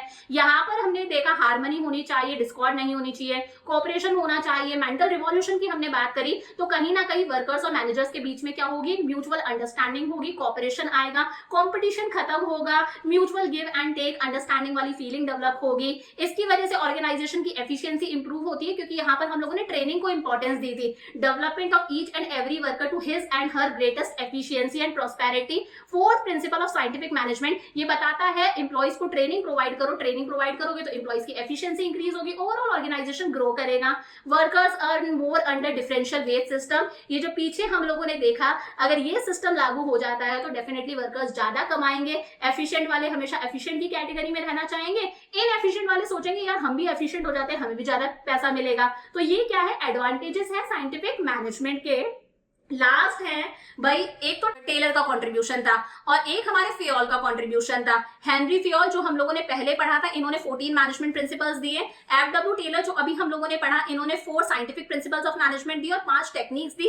इन दोनों में क्या डिफरेंस है, देखो जो हेनरी फियोल वाले थे वो किससे रिलेटेड थे, मैनेजमेंट एफिशिएंसी से रिलेटेड। वो सारे के सारे प्रिंसिपल्स मैनेजर के लिए थे कि मैनेजर किस तरह से काम करे, मैनेजर ऑर्गेनाइजेशन को किस तरह से चलाए। ये किसके लिए है, सारे के सारे वर्कर्स के लिए है कि वर्कर्स किस तरह से काम करें जिससे वर्कर्स की एफिशिएंसी इंक्रीज हो। ये किसके लिए थे, सिर्फ टॉप लेवल मैनेजर्स के लिए थे कि top level managers division of work करें, authority and responsibility, discipline maintain करके रखें, ऑर्डर होना चाहिए। सारे काम कौन करता है, टॉप लेवल मैनेजर्स करते हैं। ये किसके लिए है, हमारे फैक्ट्री लेवल के वर्कर्स के लिए है, ताकि फैक्ट्री लेवल पे जो वर्कर्स हैं वो अच्छे से काम कर सके। एम्फेसिस की बात करें फंक्शंस ऑफ मैनेजर्स, यहाँ पर हम लोगों ने मेन फोकस किस पर करा था, मैनेजर के क्या क्या फंक्शंस है, मैनेजर का क्या काम है। यहाँ पर इन्होंने किस पर फोकस करा है, स्टैंडर्डाइजेशन ऑफ वर्क पर, कि काम एकदम स्टैंडर्ड तरीके से होना चाहिए, अच्छी क्वालिटी मेंटेन करके चलो, अच्छा रॉ मटेरियल मेंटेन करके चलो। तो यहाँ पर इन्होंने फैक्ट्री पर ज्यादा फोकस डाला है, काम पर ज्यादा फोकस डाला है, यहाँ पर इन्होंने मैनेजमेंट पर ज्यादा फोकस डाला था। यूनिटी ऑफ कमांड यहाँ पर स्ट्रिक्टली फॉलो होता है, हम लोगों ने प्रिंसिपल पढ़ा हुआ यूनिटी ऑफ डिमांड, यहाँ पर यूनिटी ऑफ डिमांड फॉलो ही नहीं हुआ, क्योंकि यहाँ पर हम लोगों ने देखा कि प्लानिंग डिपार्टमेंट में भी 4 हेड्स थे, प्रोडक्शन डिपार्टमेंट में भी 4 हेड्स थे, root clerk, inspection card clerk हो गया, गैंग बॉस हो गया, रिपेयर बॉस हो गया। तो यहाँ पर तो 8 बॉसेस थे, यहाँ पर ये बोलता है सिर्फ एक ही बॉस होना चाहिए। तो यहाँ पर यूनिटी ऑफ कमांड फॉलो हुआ था, यहाँ पर यूनिटी ऑफ कमांड फॉलो नहीं हुआ। ये हर जगह अप्लाई होते हैं, ये सिर्फ किसी पर्टिकुलर सिचुएशन में ही अप्लाई होते हैं, वो भी स्पेशली फैक्ट्री के अंदर अप्लाई होते हैं। इनका मेन मकसद क्या है कि ओवरऑल ऑर्गेनाइजेशन अच्छे से काम कर सके, पूरे के पूरे ऑर्गेनाइजेशन के गोल्स को अचीव किया जा सके, ऑर्गेनाइजेशनल एफिशिएंसी को इंक्रीज करना। इनका मेन मकसद फैक्ट्री से रिलेटेड है कि कुल मिला के प्रोडक्टिविटी इंक्रीज होनी चाहिए, ज्यादा से ज्यादा प्रोडक्शन हो और प्रोडक्शन अच्छी क्वालिटी का हो।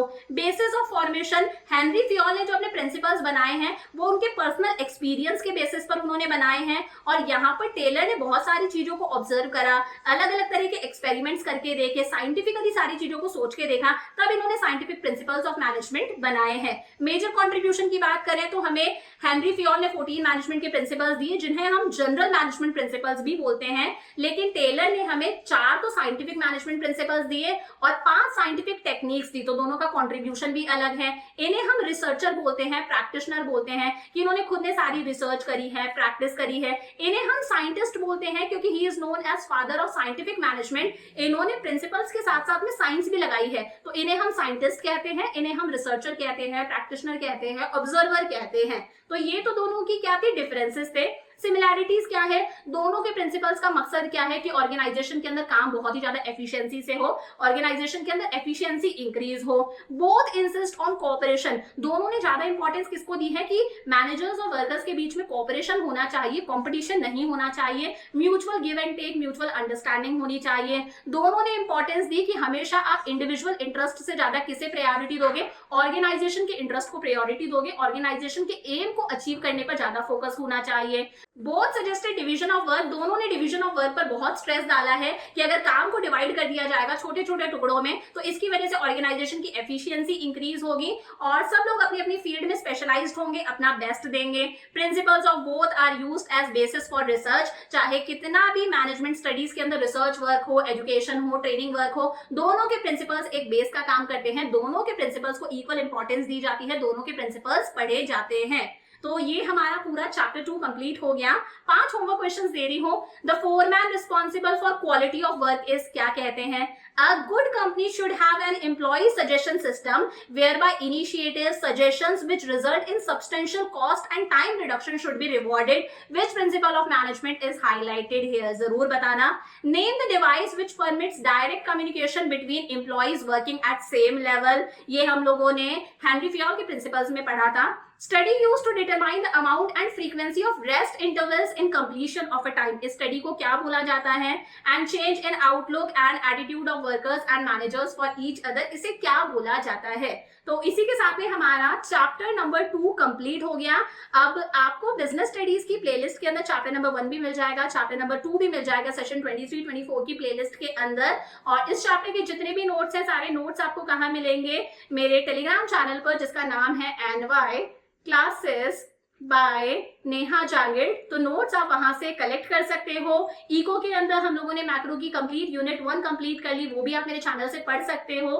तो यहाँ तक का पढ़ के रखना। नेक्स्ट क्लास के अंदर हम लोग करेंगे हमारा चैप्टर नंबर 3 बिजनेस एनवायरनमेंट। तो पढ़ते रहो, एंजॉय करते रहो। I will see you in the next class. Bye bye.